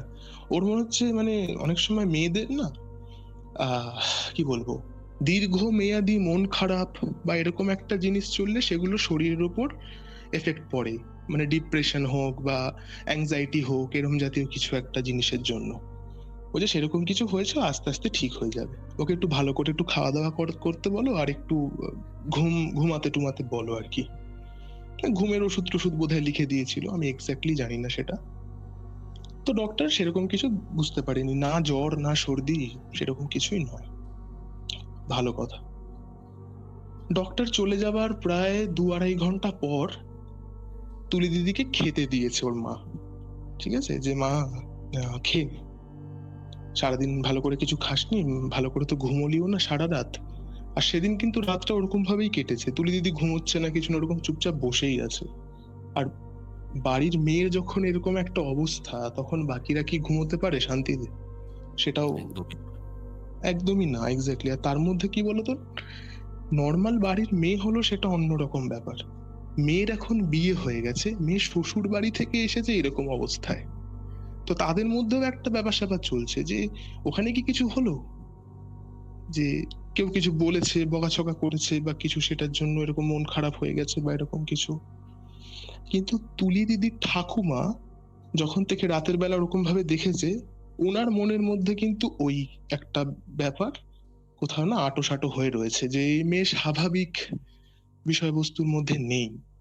আর ডাক্তারকে যখন ডেকেছিল তার আগে আর কি সে বলেছিল, বলছে ডাক্তার কিছু করতে পারবে না দেখিস, বয়স্ক মানুষ গো, আর সে না মানে কি বলবো মানে ভোর 4টের সময় ফুল তুলতে যায়, বা অনেক সময় তাকে অনেক বাড়িতে রান্না করার জন্য হায়ার করে, সো এইদিক ওইদিক করে কিন্তু উনি অনেকটা দুনিয়া দেখেছে, ঠিক আছে, একেবারে গেঁয়ো টাইপের মানুষও উনি নয়।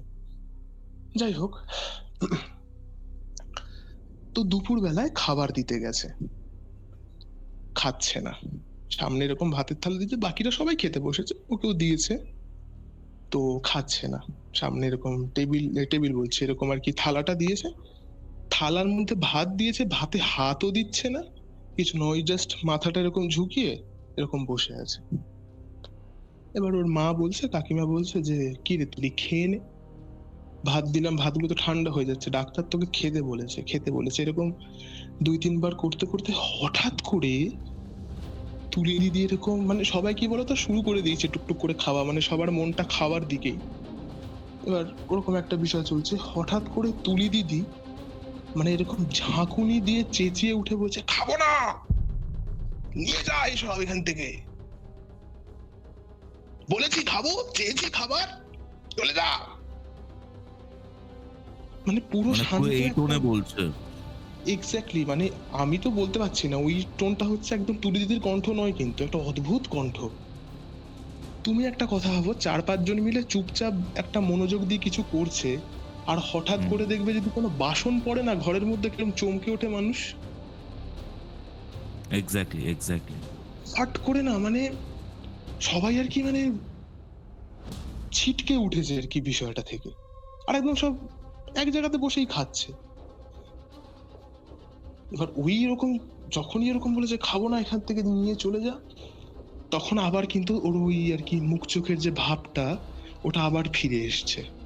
চোখগুলো এরকম যেন সেই ঠিকরে বেরিয়ে আসবে, আর তার মধ্যে বলছি না শরীর একেবারে এরকম রোগা হয়ে গেছে, ঠিক হুম, আছে, হুম। চুলগুলো এলোমেলো হয়ে রয়েছে, ভালো করে বাঁধছে না। মানে যে নাইটি বা যে পোশাকটা আর কি অষ্টমঙ্গলাতে এসেও পড়েছিল, গায়ে সুন্দর ফিটিংস ছিল, সেটা এখন ঢল ঢল করছে, মনে হচ্ছে হ্যাঙ্গারের মধ্যে একটা পোশাককে আর কি ঝুলিয়ে রাখা হয়েছে। এরকম ভাতের থালাটাকে এরকম হাত দিয়ে এরকম ধাক্কা দিয়েছে, ভাতটা ছিটকে আর কি চলে গেছে, মাছ ভাজা টাছ ভাজা হয়তো সম্ভবত কিছু দিয়েছিল, ওসব ছড়িয়ে গেছে আর কি। নিয়ে চলে যায় এখান থেকে, খাবো না। তখন কাকুর মনে হয়েছে যে হ্যাঁ, ওর মা মানে ঠাকুমা যে কথাটা বলেছিল, সেটা মনে হয় খুব একটা খারাপ কথা কিছু বলে, কারণ কণ্ঠস্বরটা ম্যাটার করে। চুপচাপ বসে থাকলে ব্যাপারটা অন্যরকম, মেয়ের কণ্ঠস্বরটাই বদলে গিয়েছে।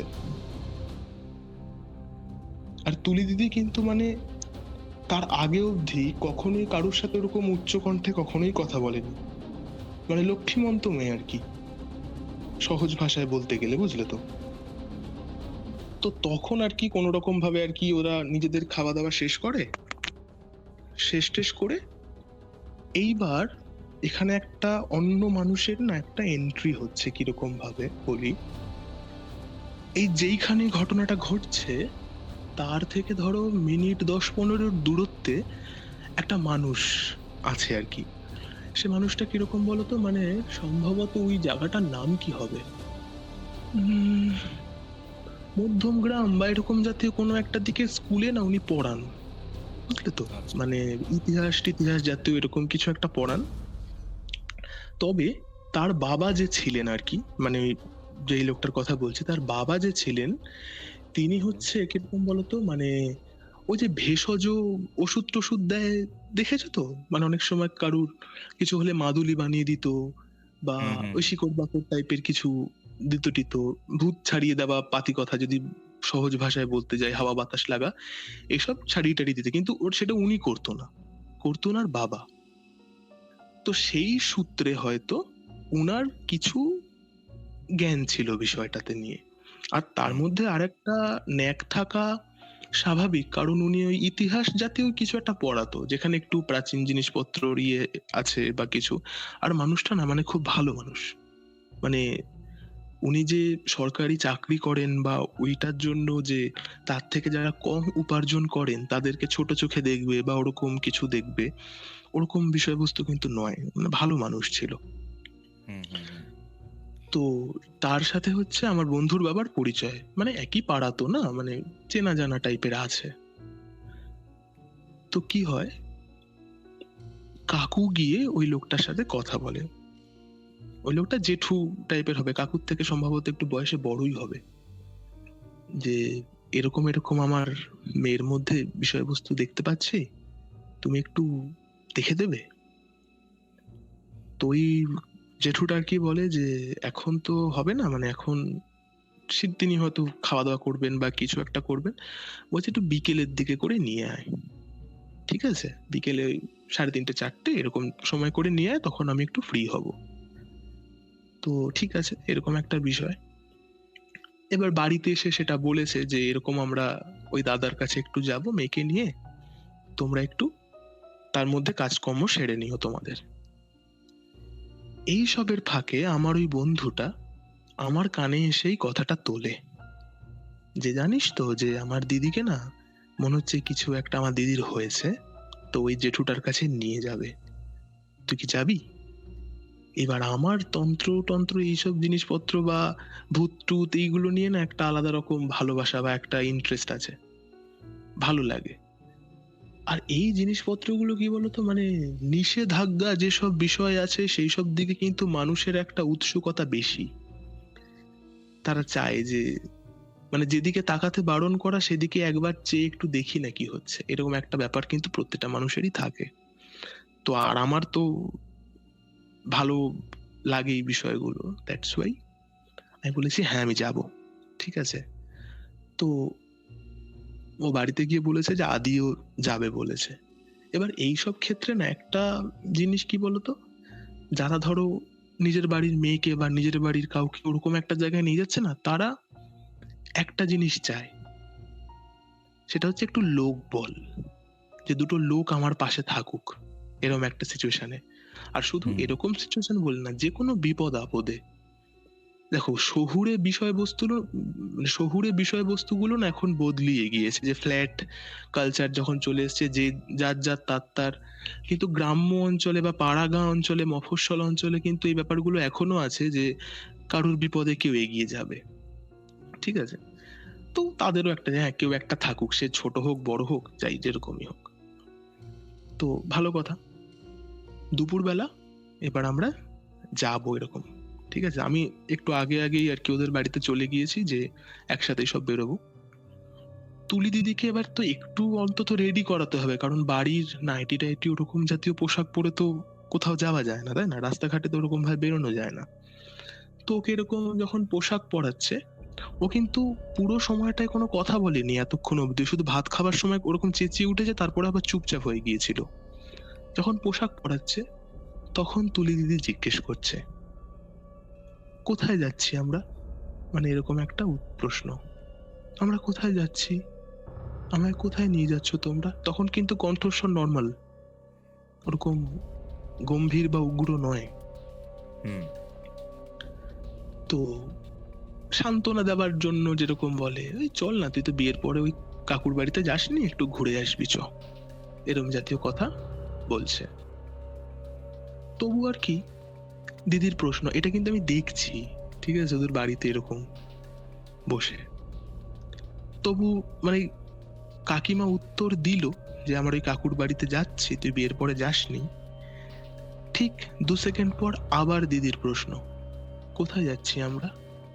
তখনও দিদির কণ্ঠই আছে, কিন্তু কণ্ঠটা না প্রথমবারের প্রশ্ন জিজ্ঞেস করার ভঙ্গির থেকে তুলনামূলক ঠান্ডা। কোথায় যাচ্ছি আচ্ছা। আমরা? এবার দিদির মা প্রথম একবার দুবারে কোনো উত্তর দিচ্ছে না, তারপর আবার জিজ্ঞেস করছে, কোথায় যাচ্ছি আমরা? জিজ্ঞেস করছি তো, কিছু বলতে পারছো না, কোথায় যাচ্ছি আমরা? দিদির মা আবার সেই সেম উত্তর, যে তোকে তো বললাম ওই কাকুর বাড়িতে আমরা যাচ্ছি, চল বিয়ের পরে যাসনি, ঘুরে আসবি, আমরাও একটু যাচ্ছি, ঘুরে আসবি। দেখো আমরা কোনো প্রশ্ন করলে কারোর উত্তর পেলে না অন্তত বলি ওকে, আচ্ছা, ঠিক আছে, এরকম কিন্তু কোনো রকম দিদির দিক থেকে কোনো রকম কোনো প্রকাশ হয়নি এরকমের কিছু। ঠিক আবার কিছুক্ষণ পর, কয়েক সেকেন্ড পর দিদির আবার ওই প্রশ্ন, কণ্ঠস্বর আগের দুবারের থেকে তুলনামূলক আরো ঠান্ডা, কোথায় যাচ্ছি আমরা? জিজ্ঞেস করছি তো উত্তর দিতে পারছো না, কোথায় যাচ্ছি? এইবার স্বাভাবিক বুঝতে পারছি যে কাকিমাও না ভয় পাচ্ছে বিষয়টাতে। ঠিক আছে, এবার একটা কথা বোঝো, বাড়ির মেয়েকে তৈরি করছে কেউ পোশাক আশাক পরিয়ে, সেখানে তো ছেলেদের আর কি ইয়ে নেই, মানে পোশাক আশাক ইন দ্য সেন্স কি, মানে পড়ানো হয়ে গেছে, এবার একটু চুল ঠিক করে দিচ্ছে বা এরকম জাতীয় কিছু করে দিচ্ছে। সেখানে তো বাড়ির বাবারা গিয়ে আর মেয়ের মাথায় হাত দেবে না বা কিছু, ওই কাকিমাই হুম। করে দিচ্ছে। এরকম 2-3 বার হওয়ার পর না কাকিমা একবার ঘর থেকে বেরিয়ে ঠাকুমাকে ডেকে এনেছে। ঠাকুমা তখন আর কি ওই ওই শাড়ি টাড়ি আর কি এদিক ওদিক করছে, পড়বে পড়বে এরকম একটা ব্যাপার। তো ঠাকুমাকে বলেছে এরকম তোমার নাতনি কিন্তু আবার না কিরকম একটা করছে, আমার ভয় লাগছে মা, তুমি একটু এসো। তারপর ওরা দুজন মিলে আর কি রেডি করছে। আর এখানে একটা অদ্ভুত কথা, ঠাকুমার কিন্তু ভালোই সাহস, মানে উনি কিন্তু ভয় হঠাৎ করে জুজু হয়ে যাবার মতন মানুষ নয়, সাহস আছে। তখন উনি গিয়ে মাথায় হাত টাত বুলিয়ে বলছে, চ না ঘুরে আসবি, কতদিন যাই না, এটা না সেটা না, এরকম করে বোঝাচ্ছে। তো ঠাকুমা এসে এরকম বোঝানোর পর দিদি চুপচাপ, তখন আবার কিন্তু সেই সাইলেন্ট মোডে চলে যায়, কোনো ইয়ে নেই, পুরো একদম ঠান্ডা গম্ভীরতা। ভালো কথা, এবার এগোচ্ছি আমরা। সামনে যাচ্ছে হচ্ছে ঠাকুমা, মাঝখানে দিদি, তার পাশে কাকিমা, পেছনে কাকু, আর তার পেছনে আমি আর আমার বন্ধু হাঁটতে হাঁটতে যাচ্ছি। এইবার ওই যে জেঠুর বাড়ির যে কথা বললাম, মানে যেখানে দিদিকে নিয়ে যাওয়া হচ্ছে, সেই বাড়িটা বা সেই জায়গাটার একটু বর্ণনা ছোট করে দিই।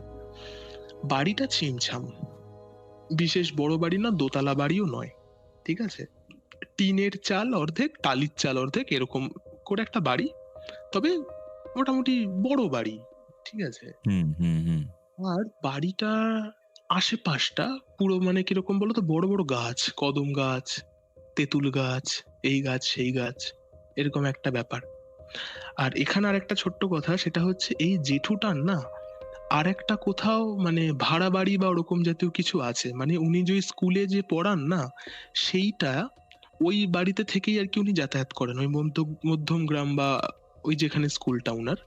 তো এখানে এসেছে মানে ছুটি আছে বা এরকম জাতীয় কিছু একটা বিষয়তে, কারণ এই বাড়িতে তিনি থাকেন, এটা তার পৈতৃক বাড়ি, ঠিক আছে, মাঝে মাঝে আসে, সপ্তাহখানিক থাকে, আবার চলে টলে যায়। তো এরকম হচ্ছে জঙ্গলাকীর্ণ জায়গাতে একটা বাড়িটা। তার বাড়ি পৌঁছতে হলে একটা বাঁশবাগান ক্রস করে যেতে হয়। আর বাঁশবাগান মানে সেটা হচ্ছে মানে ভালোই বাঁশবাগান আর কি। আর বাঁশবাগানের অদ্ভুত একটা ব্যাপার, একটা দিক না এত ঘন বাঁশবাগান যে সূর্যের আলো ভালো করে পুরোপুরি পড়ে না, মানে একদম ফটফটে আলোয় সকালবেলা গেলেও মনে হবে যেন বিকেল বেলা গিয়ে ঢুকেছে। একটা সাইড ওরকম ঘন, আর একটা সাইড তুলনামূলক একটু হালকা বাঁশ ঝাড় বা বাঁশ বাগান, যেটা ওখানটাতে ইয়ে করা যায়। আর বাঁশ বাগানটার হচ্ছে ঠিক মাঝামাঝি করে একটা খাল, ঠিক আছে, আর খালটা বেশ চওড়া খাল, তবে সেই হুম খালটাতে হুম সবসময় জল থাকে না, বর্ষার সময় জল আসে। আর এরকম গ্রীষ্মের টাইমে বা ওই যখন খুব ঠান্ডাও নয় খুব গরমও না, সেই সময় কিন্তু জল বেশি থাকে না, খুব বেশি হলে হাঁটুর একটু নিচ অব্দি জল থাকে, মূলত পাঁকেই ভরা। আর সেই হুম খালটার উপর দিয়ে হচ্ছে একটা কাঠে মানে বাঁশের পোল করা, ঠিক আছে, মানে পোল বুঝতে পারছো তো, মানে সেতু টাইপের ছোট ছোট পোল আর কি। হুম হুম আর হুম সেই পোলটা কিন্তু বিরাট কিছু চওড়া কিছু নয়, খুব বেশি হলে 2-2.5 ফুট হবে, ঠিক আছে, মানে হুম পাশাপাশি যদি দুটো মানুষ হাঁটতে যায় তাহলে আর কি অনেক মাথায় ভেবে চিন্তে এগোতে হবে, যে এদিক ওদিক পা ফেললে কিন্তু দুজনের মধ্যে কেউ একজন পা স্লিপ করবে, পা পিছলবে, হুম ঠিক হুম আছে, এটা হচ্ছে মোটামুটি বর্ণনা। তখন বাজে হচ্ছে 3:30 পৌনে 4 বাজে। ভালো কথা, দিদি কিন্তু মোটামুটি পুরো রাস্তাটাই না নর্মালি এলো, চুপচাপ, কারোর সাথে কোনো কথা নেই, ঠিক আছে। এবার দেখো, পাড়ার মধ্যে যখন কোথাও যাচ্ছে, মানে সপরিবারে যখন কেউ যাচ্ছে, রাস্তায় যারা মানে পাড়ার মানে আদার্স যারা পরিচিত লোক, তারা জিজ্ঞেস করে, কি গো কোথায় যাচ্ছ, মেয়ে এলো নাকি শ্বশুর বাড়ি থেকে, এরকম ধরনের প্রশ্নগুলো খুবই স্বাভাবিক। সেখানে যে কাকিমা রয়েছে, সে একটা মেকআপ দেওয়ার জন্য কিছু না কিছু উত্তর দিচ্ছে, যে এই তো যাচ্ছি সামনে, এদিক যাচ্ছি ওদিক যাচ্ছি। 2-3 জন এরকমও হয়েছে, তুলি দিদিকে ডাইরেক্ট জিজ্ঞেস করছে, কিরে তুলি কেমন আছিস, বর কেমন আছে। তুলি দিদির কোনো উত্তর নেই, ও চুপচাপ বেরিয়ে যাচ্ছে এরকম হেঁটে আর কি। তো সেখানে আশপাশের লোকজনের মধ্যেও একটা না ইয়ে হয়, যে বিয়ের পর কি এত অহংকার বেড়ে গেছে।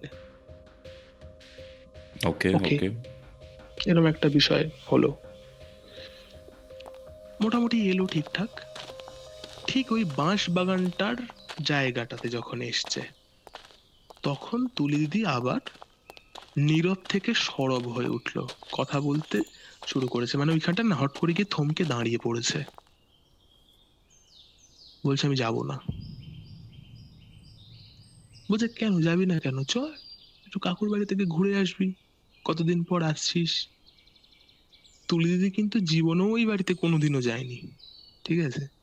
কিন্তু ওকে আর কি বোঝানোর জন্য বারবার করে এটা বলছে যে কতদিন পর আসিস, চ একটু ঘুরে আসবি। তুলি দিদি আমি যাব না, আমি কিছুতেই যাব না। এরা এবার জোর জোর জোরজার করছে একটু, ঠাকুমা যে কাকিমা যে চ চ চ চ, ঠিক আছে? এবার কাকু কি, কাকু মানে মেয়ের গায়ে তো আর হাত দিতে পারে না, গিয়ে টানাটানি করতে পারে না, সে পেছনে দাঁড়িয়ে আছে, বলে যাচ্ছে চ না, কি হয়েছে কি হয়েছে, চ ঘুরে আসবি চ। কিছুতেই যাবে না ওখানে, এরকম আর কি, আমাকে ছেড়ে দাও, আমি বাড়ি যাব, আমার ভালো লাগছে না, তোমরা আমাকে কোথায় নিয়ে যাচ্ছ, এরকম বলছে। তো অনেকক্ষণ ধরে ওখানে মোটামুটি 4-5 মিনিট আর কি ওরকম একটা বিষয় চলছে। এইবার ওই যে জায়গাটা দাঁড়িয়ে আছে ওই জায়গাটা থেকে কিন্তু বাঁশবাগানটা স্টার্ট হয়ে গেছে। এবার ওইখান থেকে আচ্ছা। ধরো 10-12 পা এগিয়ে গেলে হচ্ছে ওই মানে বাঁশের পোলটা পড়বে আর কি, ওইটা হুম। পেরিয়ে আরো 5-7 পা এগোলে তারপরে হচ্ছে বাড়িটা। তো আস্তে আস্তে ওরা ওকে এরকম টেনে টেনে নিয়ে যাচ্ছে পোলের কাজটা করে। এইবার কি দেখো, 2-2.5 ফুটের একটা চওড়া পোল, ওটাতে কি আর পাশাপাশি 3টে মানুষ হেঁটে যেতে পারে? দুটো না। মানুষও ভালো করে হাঁটতে পারে না, বললামই। এবার কোন রকম আর কি ঠেলে ঠুলে ওকে এরকম আগে রেখেছে, এরকম ভাবে রেখে এরকম হাতটা ধরে রয়েছে কাকিমা পেছন থেকে, যে চ চ চ সামনে, চ এগিয়ে চ এগিয়ে চ, কাকুর বাড়িতে এসে গেছে, ওই তো কাকুর বাড়ি দেখা যাচ্ছে বাড়িটা। জুলি মানে তুলি দিতে যাবে না কিছু কোনো রকম ভাবেই আর কি। এরকম করতে করতে এইবার না আবার ও হঠাৎ করে চেঁচিয়ে উঠেছে। আর এই যে চেঁচিয়ে উঠেছে, এই কণ্ঠস্বরটা কিন্তু সেই খেতে বসার কণ্ঠস্বরের সাথে মিলছে। যাবো না বললাম তো, ছেড়ে দিতে বলছি না। কিন্তু ছাড়বে না আর কি কোনোভাবেই। তুমি পার্টিকুলারলি এই জিনিসগুলো শুনেছো নিজের? এক্স্যাক্টলি, আমি পেছনে দাঁড়িয়ে আছি, আমি আর আমার ওই বন্ধু, আমরা এগোতে পারছি না, মানে যা সামলানো হচ্ছে বড়রা সামলাচ্ছে আর কি। মানে দ্যাটস ওয়াই এই জিনিসপত্রগুলো, লাইক আমি ভাবছি তুমি যখন বলছো এরকম আওয়াজ করে বা যেরকম ও কথা বলছিল, মানে ডাইরেক্টলি তুমি যখন এগুলো শুনছো নিজের কানে ওই পরিস্থিতিতে দাঁড়িয়ে, মানে খুবই প্যাথেটিক ব্যাপার কিন্তু এটা। ভীষণ এবং অদ্ভুত একটা বিষয় কৌস্তব, ভাবো হুম। এটা তো হচ্ছে একটা কণ্ঠ বা একটা দৃশ্য দেখছি, এবার আমাদের আশপাশে আমরা কোথায় দাঁড়িয়ে আছি না কিরকম একটা পরিবেশে, এটা প্রচন্ড ম্যাটার করে।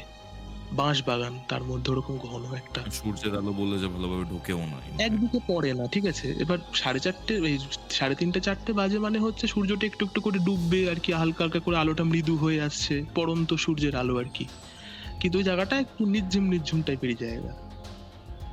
এবার দিদি ওরকম ভাবে চেঁচিয়ে উঠেছে, ছেড়ে দিতে বলছি না, ধরে আছো কেন, হাতটা ছাড়ো। 2-3 বার এরকম বলার পর দিদির ঠাকুমা, দিদির মা আর কি ওকে বারবার করে পিড়াপিড়ি করছে, চল চল। এইবার দিদি তুমি থেকে ডাইরেক্ট তুই, ওর ঠাকুমা ওর মায়ের সাথে, ছাড়বি কিনা বল। কাকিমা বলছে যে না, চ চ চ। দিদি এরকম হাতটা ছাড়ালো, কাকিমার গেলে সাঁটি এক চড়, মানে চটটা পড়লো না, মানে মানে সেই বলে না গুঞ্জতা হুয়া আওয়াজ এরকম যাচ্ছে ইকো হয়ে, এরকম আর কি ফিলিং হলো ওরকম একটা ফাঁকা জায়গায়, সাঁটি একটা চড়।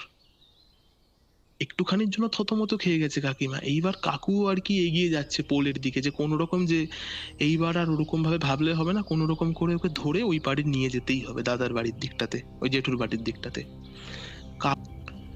কাকু এবার ওরকম কাকিমাকে চড় মারার পরে কাকু আর দাঁড়িয়ে থাকতে পারেনি, তাড়াতাড়ি করে মেয়ের দিকে আর কি, মানে তুলি দিদির দিকে এগিয়ে যাচ্ছে, গিয়ে আর কি তাড়াতাড়ি করে ধরে নিয়ে যাবে ওই পারে। এরকম একটা সময় মানে তুলি দিদি না সেটা বুঝতে পেরেছে যে ওর ওপর আর কি এবার জোর খাটানোটা বেশি ভাবে শুরু হবে। ওর মা বা যাই হোক সবার হাত এরকম ছাড়িয়ে দিয়ে পোলের ওপর থেকে ডাইরেক্ট খালের মধ্যে ঝাঁপ। খাল থেকে পোলটা ধরো 8-9 ফিট হবে ওপরে, 8-9 ফুট উঁচু হবে, ওখান থেকে ডাইরেক্ট নিচে ঝাঁপ খালের মধ্যে। এবার খালটার মধ্যে আগেই বললাম যে পাঁক ছিল, পাঁক হওয়ার কারণে কি হচ্ছে, ওর পাটা না ডুবে গেছে, মানে অতটা উঁচু থেকে তো ঝাঁপ দিয়েছে, ফোর্সের কারণে ওর পাটা ডুবে গেছে। মানে আর ওই ঢুকে গেছে পাকের মধ্যে। হ্যাঁ, মানে হাঁটু অবধি প্রায় এরকম ঢুকে গেছে পাকের মধ্যে। হুম, হুম, হুম। আর ওই খাল থেকে এরকম দু হাতে এরকম পাঁক তুলে ওর বাবা মায়ের দিকে ছুটছে এবং হাসতে শুরু করেছে তুলি দিদি। আচ্ছা। আর সেই হাসিটা মানে মানে সাংঘাতিক একটা হাসি। হুম, হুম, হুম। মানে মানে কখনো মনে হচ্ছে যেন দেখবে অনেক সর্দি যাদের বুকে বসে থাকে না, তারা যেরকম খক খক খক খক করে একটা ইয়ে করে, ওরকম ভাবে আর কি ঘড়ঘড়ানি একটা হাসি, কখনো খ্যাক খ্যাক করে হাসছে, কখনো আর কি খুব ভাঙা গলা, কখনো আবার খুব তীক্ষ্ণ আর কি কানে বিঁধছে, ফ্রিকোয়েন্সি বেশি শব্দে যেরকম হয় ওরকম করে পাঁক ছুটছে ওর বাবা মায়ের দিকে আর হাসছে। সাথে সাথে দু হাতে এরকম পাঁক তুলে নিজের মাথায় মুখে গায়ে এরকম মাখামাখি করতে শুরু করেছে। আচ্ছা, আচ্ছা। এইটা হচ্ছে। আর আমি আর আমার বন্ধু কিন্তু মানে আমাদের ততক্ষণে আত্মারাম খাঁচা ছাড়া, আমরা পোলের দিকে যাচ্ছি না, আমরা ওইখানটাতেই দাঁড়িয়ে আছি। পোলের পোল ধরো আমাদের হাত থেকে মানে আমাদের থেকে কম করে তাও কত হবে, 7-8 হাত দূরত্বে হবে। এইবার কাকু প্রথমে কি করেছে, পোলের দিক থেকে এরকম খালের দিকে নামছে যে তাড়াতাড়ি করে মেয়েকে ওখান থেকে টেনে তুলবে। কাকু যখন পোলের মানে খালের দিকে নামছে, মানে পোল ছেড়ে গিয়ে এরকম পাড় ধরে আর কি নামতে লেগেছে, হুম, হুম, কাকুর হুম। দিকে এরকম পাক তুলে তুলে মারছে। আর সাথে সাথে না এরকম খালের মধ্যে ভাঙা হাঁড়ি বা মাটি সরা ফরা এরকম আর কি ভাঙাচোরা জিনিসপত্র পড়ে রয়েছে, সেই সব তুলে রীতিমতো মারছে। মানে কাকুর কপাল টপাল সব কেটে গেছে, রীতিমতো রক্ত বেরোচ্ছে। আর কাছাকাছি আসতে না আসতে মানে এমন একটা পাঁক ছুড়লো, মানে সেই চোখ ফোক ব্লক হয়ে যাবার মতন একটা, মুখ টুক একদম একাকার। ততক্ষণে কাকু এরকম আর কি কাকিমাকে বলতে শুরু করে দিয়েছে যে মেয়েকে আমি ধরছি, তোমরা তাড়াতাড়ি পোল টপকে যাও, গিয়ে দাদাকে বাড়ি থেকে ডাকো। মানে ওই যার কাছে আর কি নিয়ে যাচ্ছিল জেঠুটার কাছে, তাকে তাড়াতাড়ি করে ডাকো। এবার কাকিমা তাড়াতাড়ি করে ছুটেছে। আর দিদি কিন্তু তখনও হাসছে আর বারবার একটাই কথা, তোরা আমার কিচ্ছু করতে পারবি না। আর কণ্ঠস্বরটা কিন্তু স্বাভাবিক মোটেই নয়, মানে উগ্রতায় পরিপূর্ণ একটা কণ্ঠস্বর এবং কাইন্ড অফ তোরা তোরা আমার কিচ্ছু করতে পারবি না, কিচ্ছু করতে পারবি না এরকম করে হাসছে আর এই জিনিসপত্রগুলো করছে। তাড়াতাড়ি করে হন্তদন্ত হয়ে কাকিমা গেছে, গিয়ে দেখলাম ওই জেঠুটার বাড়ির দিকে গলিটাতে ঢুকলো। এবার হুম, খানিকক্ষণ পর আর কি জেঠু এরকম বেরিয়ে আসছে, ঠিক আছে। জেঠুর হুম, হুম। পরনে কি ছিল আমার এখনো মনে আছে, একটা একটু হালকা রং উঠে যাবে একটা লুঙ্গি নীল রঙের আর স্যান্ডো গেঞ্জি, ঠিক আছে। হুম, ওইটা পরে হুম। সে হনহন করে আর কি তাড়াতাড়ি করে বেরিয়ে আসছে আর কি, কোমরে আর কি গিঁট দিতে দিতে আর কি যেরকম ভাবে আসে তাড়াতাড়ি করে। আর এইদিকে কিন্তু এবার ব্যাপারটা কি হয়েছে, দিদি না মানে ওইখান যার থেকে বাড়িতে গেছিলে সে বেরিয়ে আসছে, তাই তো? হ্যাঁ ওই জেঠুটাকে ডাকতে গেছিল, ও বেরিয়ে আসছে আর কি, কাকিমারা পেছনে দৌড়ে আসছে। এইবার বিষয়টা কি হয়েছে, দিদি না ওখান থেকে পালাতে হুম, পারছে না কারণ ওর পা দুটো ডুবে গেছে পাঁকের মধ্যে।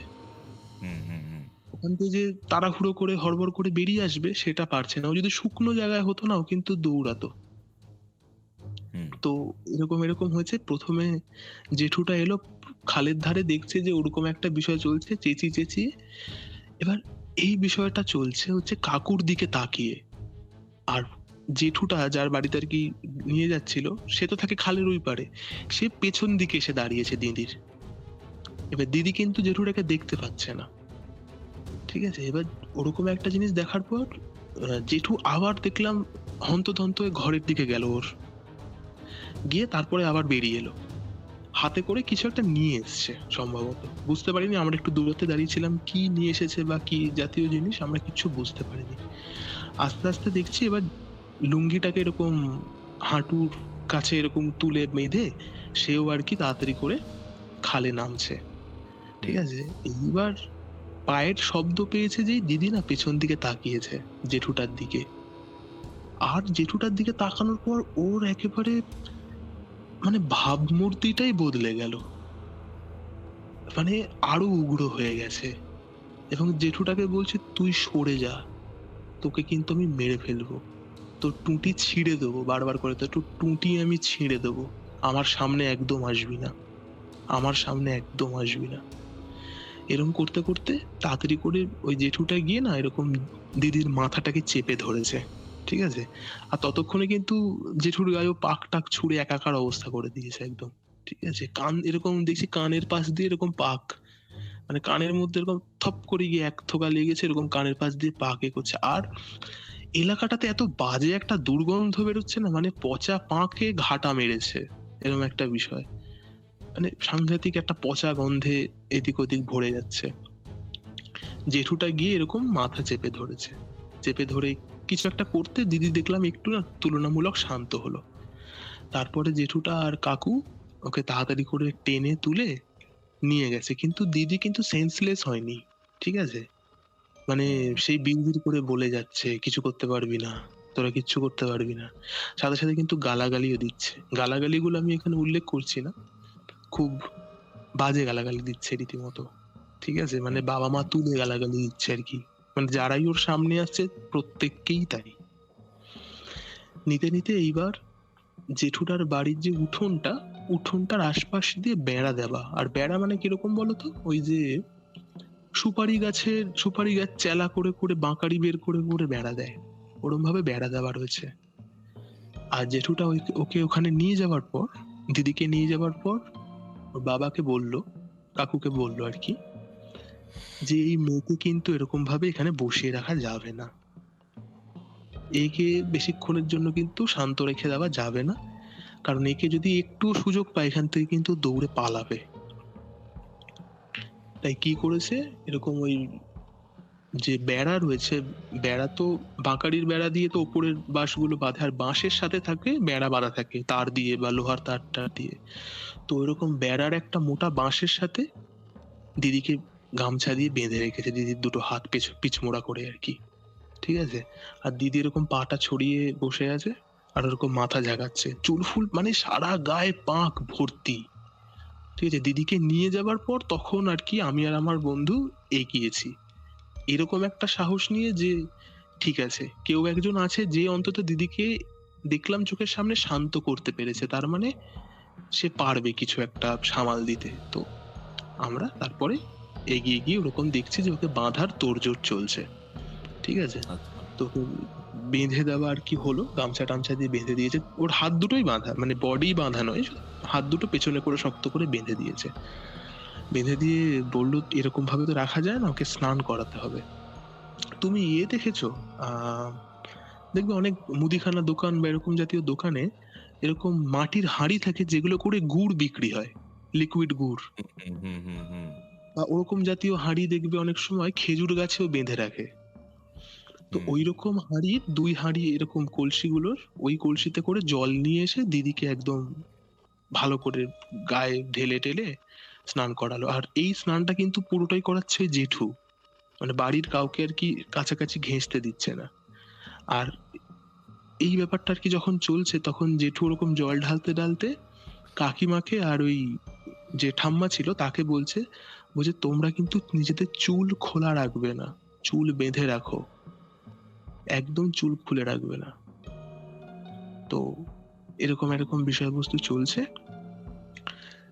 তো তারপর এরকম স্নান টান করে জেঠুও আর কি পরিষ্কার টরিষ্কার হয়ে এলো, গায়ে জল টল ঢেলে পরিষ্কার হয়ে এসেছে, এসে কাকুকে বলছে, বলছে দেখ তোর মেয়েকে যে ধরেছে, আমার মনে হচ্ছে যে আর কি এন্টিটিস বা যে প্রেত বা পিশাচ ধরেছে তাকে ছাড়াতে হলে কিন্তু এই মুহূর্তে আর কি কোনো কাজ করা যাবে না।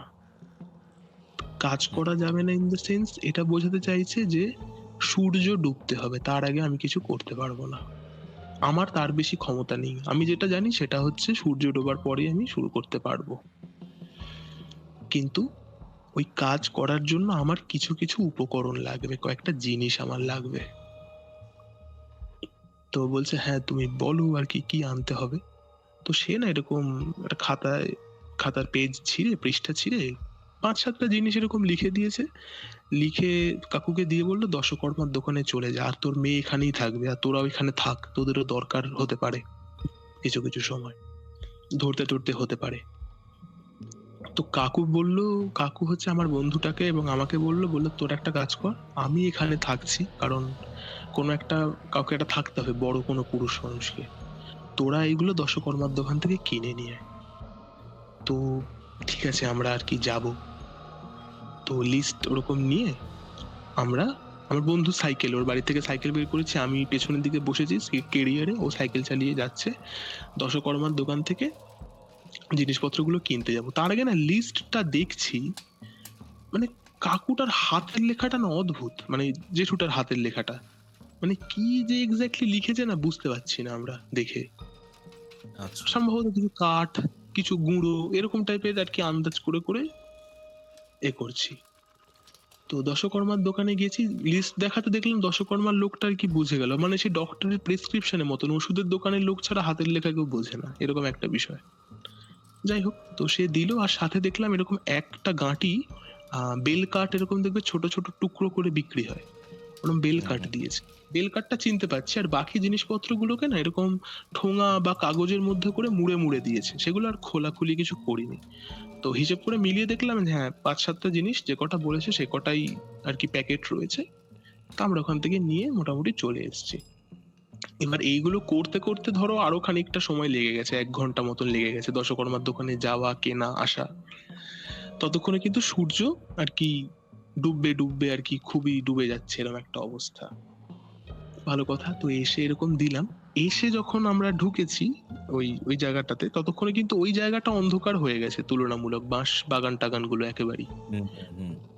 ভালো কথা, এসে আমরা দেখছি মানে ওই যে জেঠুটাকে, যাকে খানিকক্ষণ আগে স্যান্ডো গেঞ্জি পরা, লুঙ্গি পরা একটা সাধারণ মানুষের মতন যার চেহারা, তার চেহারায় বদল দেখতে পাচ্ছি।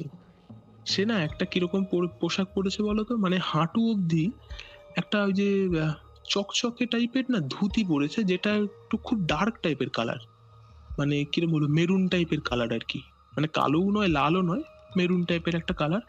আর ওপরে কোনো পোশাক নেই, মানে কোনো জামা বা স্যান্ডো গেঞ্জি বা এরকম জাতীয় কিচ্ছু নেই, ঠিক আছে।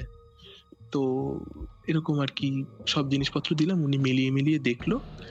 এইগুলো হাতে পাওয়ার পর উনি খানিকক্ষণ পর এলো, এরকম 1 ঘড়া জল নিয়ে, জলটা এরকম ছেটালো মুখে, কি সব বিড়বিড় করতে করতে, বিড়বিড় করতে করতে সব ছেটাতে ছেটাতে দিদি যেখানটাতে বসে আছে না, দিদিকে ঠিক মাঝখানে রেখে বেড়ার ওই পার থেকে শুরু করে একদম এই পার অব্দি এরকম একটা গোল বৃত্ত টাইপের তৈরি করলো। আর বৃত্তটা এমন নয় যে মাটির মধ্যে মাটি খুঁড়ে বা মাটির উপর কিছু দিয়ে টেনে, ওরকম কিছু নয়, সাদা বালি জাতীয় কিছু, ওটা এক্স্যাক্টলি বালি কিনা আমি জানি না, তবে খুবই মিহি পাউডার জাতীয় কিছু, আমার মনে হয়েছে কিছুর একটা ছাই, ঠিক আছে। ওটা ওটা এবং সাথে আরো কিছু বিষয়, আরো কিছু বস্তু দিয়ে একটা গোল গন্ডি মতো কাটলো, এবং সে বলল, এটা গন্ডিটা কাটার পর বলল যে আমি এবার আমার দেহ বন্ধন করব, তোমরা প্রত্যেকে যারা দাঁড়িয়ে আছো কেউ দাঁড়িয়ে থাকবে না, তোমরা একটু তফাতে গিয়ে বসে পড়ো, ঠিক আছে। তো মাটিতেই আর কি বসলাম, জুতো টুতো পেতে এরকম ভাবে বসেছি। তো ততক্ষণে সূর্য ডুববে ডুববে এরকম একটা অবস্থা। এই সবের মাঝখানে দিদিকে আমরা দেখছি কিরকম বসে বসে না গ গ করছে। ঠিক দেখবে কুকুরদের মধ্যে ঝগড়া লাগলে ওরা ভৌ ভৌ করছে না, কিন্তু একটা গড়র গড়র করে দেখবে একটা শব্দ করে, দিদি না ওরকম করে যাচ্ছে,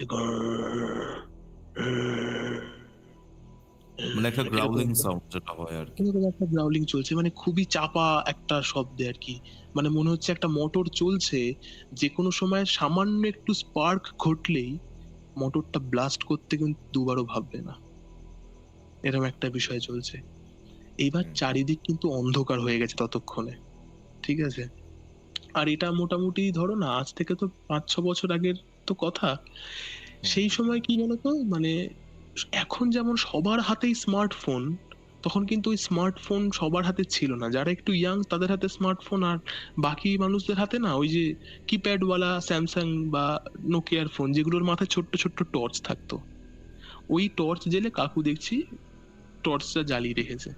আর ওই যে জেঠুটা যে আর কি যার কাছে নিয়ে যাওয়া হয়েছে, সে এরকম নিজের আসন টাসন গুলো পাচ্ছে, আর আসনটা অদ্ভুত, একটা কাঠের আসন, কাঠের তক্তা দিয়ে এরকম একটু সামান্য উঁচু পিঁড়ি জাতীয় একটা জিনিস হয়, পিঁড়ি বলে, পিঁড়ির থেকে নিচু, বাট একটা চওড়া টাইপের একটা কাঠের আসন এরকম নিয়ে এসে পেতে বসেছে। আর ওই এগুলো করছে, ওই বেলকাঠ টেলকাঠ গুলো ওগুলো সাজাচ্ছে। তার আগে একটা যন্ত্র বানিয়েছে। যন্ত্র মানে কিরকম বোঝাই একটু, মাটির ওপর এরকম বালি, মানে বালি বলতে ওই যেটাকে আমরা ভাবছিলাম সাদা মতন, যেটাকে ছাই বললাম আমি, ওরকম জাতীয় কিছু এরকম ভাবে চার কোনা একটা চৌকো এঁকেছে প্রথমে ওই মাটির ওপর, তার ভেতর একটা গোল করে কিছু একটা করলো।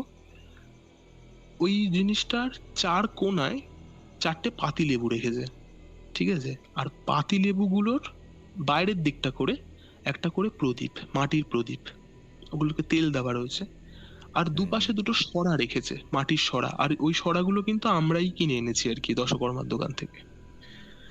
ওই একটা সরার মধ্যে এরকম জল রয়েছে, আর একটা সরার দিকে এরকম তেল বা এরকম কিছু একটা রেখেছে, আমার এক্স্যাক্টলি মনে পড়ছে না, সম্ভবত সর্ষের তেল, ঠিক আছে।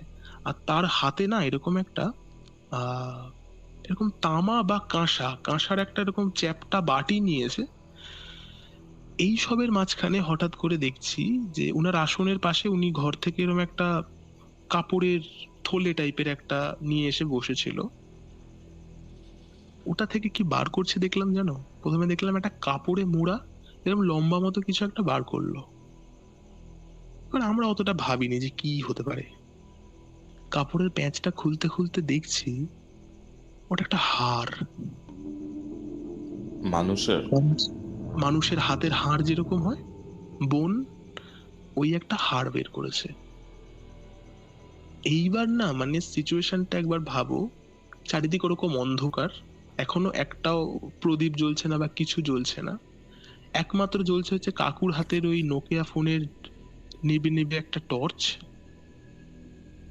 আর চারিদিকে শুধু নিঃশব্দতা, ঝিঝি ডাকছে, এ করছে সে করছে। এইসবের মাঝখানে এরকম চলতে চলতে হাতটা বের করে আর কি উনি সামনে রাখলো, তারপরে প্রদীপ গুলোকে জ্বালালো, মানে ওই চারটে যে মাটির প্রদীপ ওগুলোকে জ্বালালো। জ্বালিয়ে ওই প্রথম বললাম না একটা কাঁসার চ্যাপ্টা মতন বাটি নিয়েছে, থালা, ওটার মধ্যে জল ভরেছে, ঠিক আছে। জল ভরে দিদির সামনে গেছে, দিদিকে এরকম গন্ডি দিয়ে রেখেছে, গন্ডির ঠিক বাইরে দাঁড়িয়ে এরকম চোখ বুজে বুজে একবার করে দিদির দিকে হাতটা ঘোরাচ্ছে, আর ওই সেম হাতটাই ঘোরাচ্ছে হচ্ছে ওই বাটিটার উপর, ঠিক আছে। খানিকক্ষণ পর ওই জেঠু উঠে এলো, উঠে এসে কাকুকে জিজ্ঞেস করছে, বলছে বাটিটাকে দেখছিস, জলটাকে? বলছে হ্যাঁ দেখতে পাচ্ছি। বলছে যখন জলটা প্রথমে নিয়ে এলাম দেখেছিলিস কিরকম ছিল? বলছে হ্যাঁ পরিষ্কার ছিল জলটা। বলছে এখন কিরকম দেখতে লাগছে? জলটা পুরো কালো ছিল কৌস্তব, কালো হয়ে গেছিল জলটা? জলটা কালো, ঠিক ওই খালের জলে পাঁক মেশানো জল ঠিক যেরকম কালার, ওরকম কালো জল। আর ওই টাইমের মধ্যে না ওই জলে কেউ কিছু মিশিয়েছে, না ওই হাড় একবারও চুবিয়েছে, কিচ্ছু না, আমরা জাস্ট দেখছি সামনে বসে বসে। হাড়টা উপর দিয়ে ঘোরাচ্ছিল ওই বাটিটার উপর দিয়ে, জলটা পুরো কালো হয়ে গেছে। এইটা হওয়ার পর ওই জেঠুটা আর কি কাকুকে বলছে, বলে জলটা কখন কালো হয় জানিস? বলছে কখন?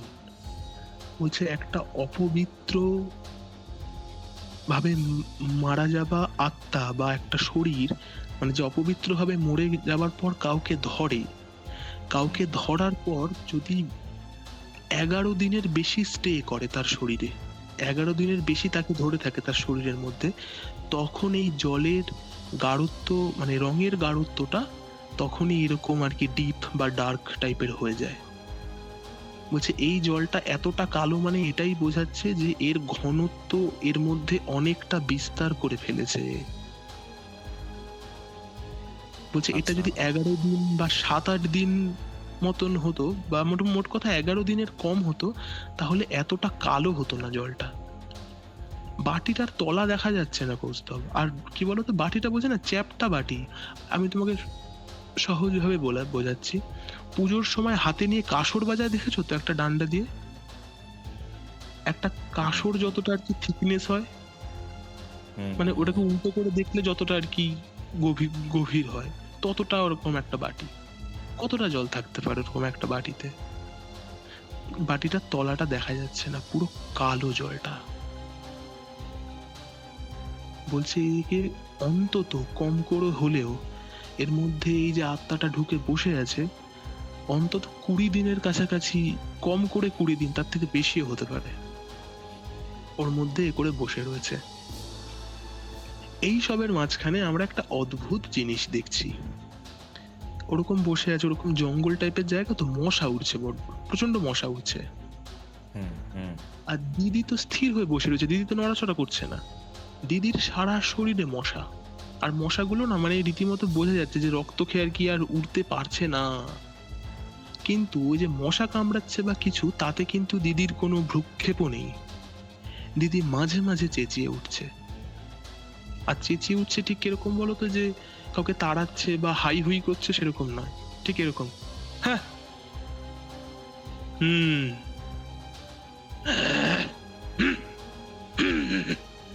মানে ঝাঁকুনি দিচ্ছে শরীরে আর এরকম করছে।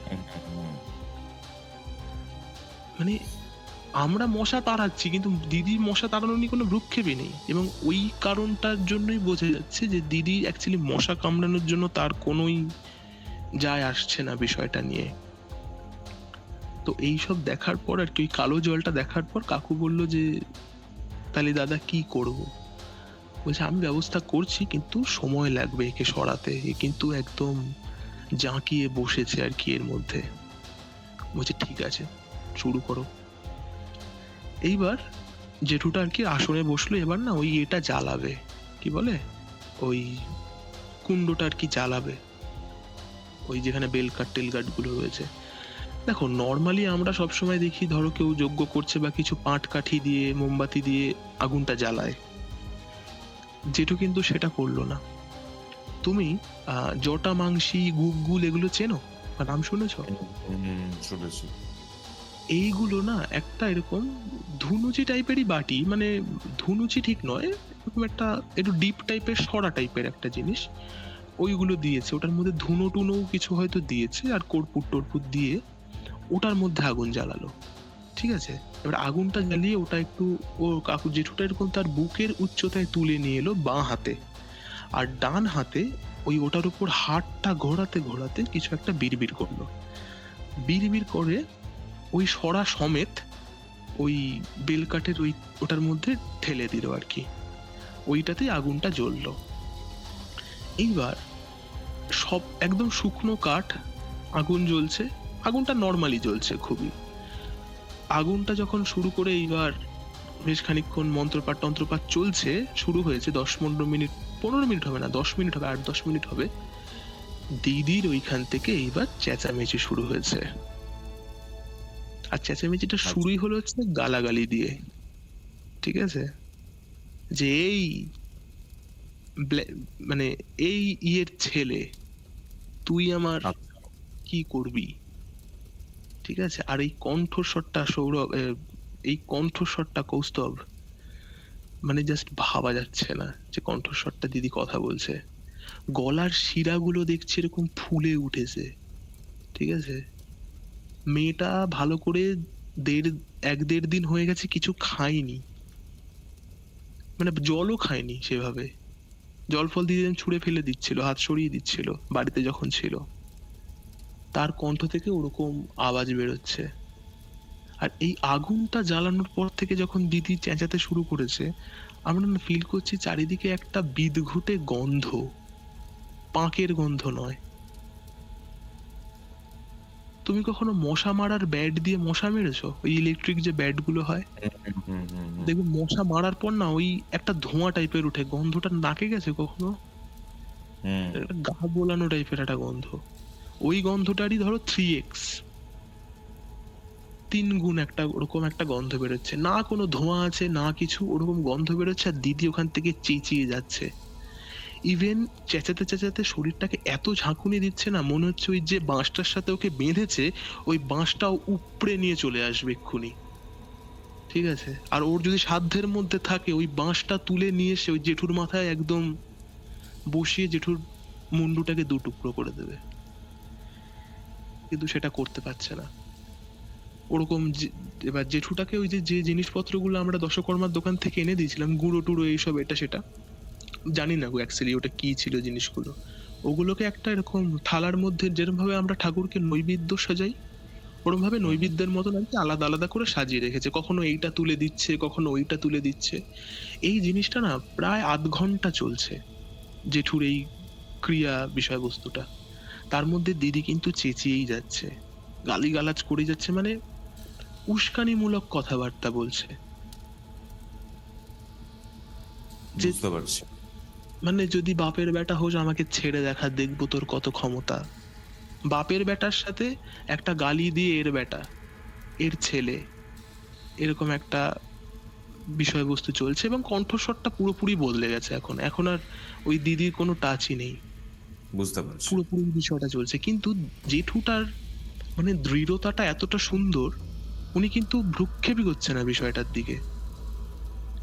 এরকম মোটামুটি আধ ঘন্টা চললো। চলতে চলতে না হঠাৎ দেখছি দিদি পুরো চুপচাপ হয়ে গেল, মাথা ঝুঁকিয়ে, পুরো শান্ত। শুধু পটপট করে ওই যে যজ্ঞটা হচ্ছে বা আগুনটা জ্বলছে ওইটার ওই কাঠ ফাটার শব্দ হচ্ছে পটপট করে। হঠাৎ করে দিদি কাঁদতে শুরু করেছে। এবারে সিচুয়েশনটা ভাবো, চারিদিক অন্ধকার, আলো বলতে কেবল ওই যজ্ঞের সামান্য আগুনটুকু, আর শব্দ বলতে কাঠ পোড়ার শব্দ, খানিকটা মশা ঝিঝির শব্দ, আর এই সব সমস্ত শব্দকে ছাপিয়ে যাচ্ছে দিদির ওই কান্নার শব্দটা। আর কান্না মানে সেই কিরম মূলত হাউ হাউ করে কাঁদছে না, মানে টেনে টেনে কাঁদছে, এরকম এরকম করে ফুপিয়ে ফুপিয়ে কেঁদে যাচ্ছে যে আমাকে ছেড়ে দাও না তোমরা, আমি তোমাদের কি ক্ষতি করেছি বলো তো।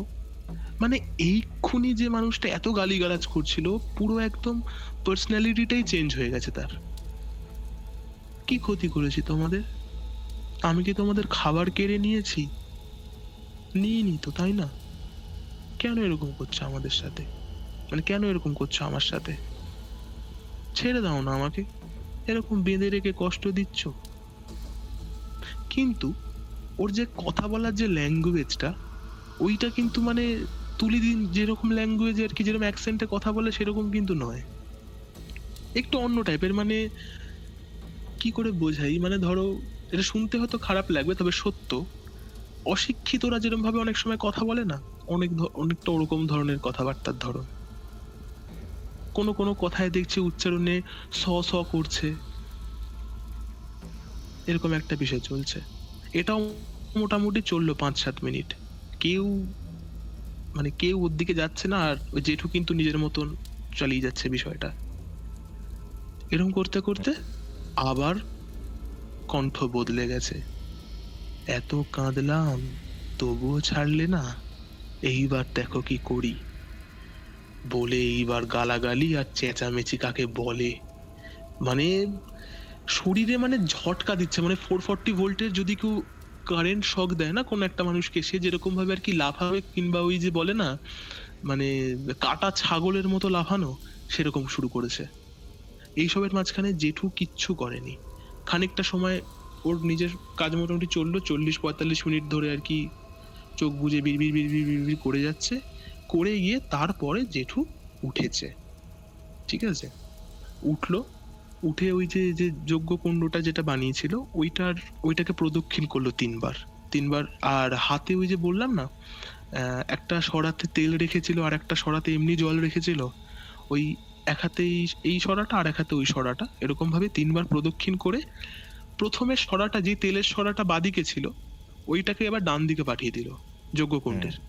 হুম। আর জলের সরা যেটা এতক্ষণ ডান দিকে ছিল ওইটাকে বাদিকে পাঠিয়ে দিল। তারপরে আবার বসলো। এইবার জেঠু কথা বলতে শুরু করেছে। কথাটা কার উদ্দেশ্যে? তুলি দিদির উদ্দেশ্যে। প্রথম প্রশ্ন, তুই কে? তুলি দিদির কোনো উত্তর নেই। মানে একটা মানুষ এতক্ষণ ধরে পিড়াপিড়ি করে যার সাথে কথা বলতে চাইছিল, সে এতক্ষণ উত্তর দেয়নি। এইবার ওই মানুষটা জিজ্ঞেস করছে তুই কে? এ কেন উত্তর দেবে? ইগো কিন্তু প্রেতেদেরও থাকে। কেন উত্তর দেবে সে? উত্তর দিচ্ছে না, চুপচাপ বসে আছে। মাঝে মাঝে না এরকম একটা নিঃশব্দ হাসি হাসছে। মানে এরকম একটা ব্যাপার যে দেবো না উত্তর, তুই কি করবি? এতক্ষণ তোকে জিজ্ঞেস করেছে, একটা কথা বলছিস, উত্তর দেবো না আমি। কিন্তু বিষয়টা এইখানেই তফাৎ, যে তুলি দিদি এই জেঠুর কোনো ক্ষতি করতে পারেনি বা ওকে কোনো রকম ভাবে উত্তেজিত করতে পারেনি, কিন্তু এই জেঠুর কাছে সেই ক্ষমতাটা আছে ওকে উত্তেজিত করার।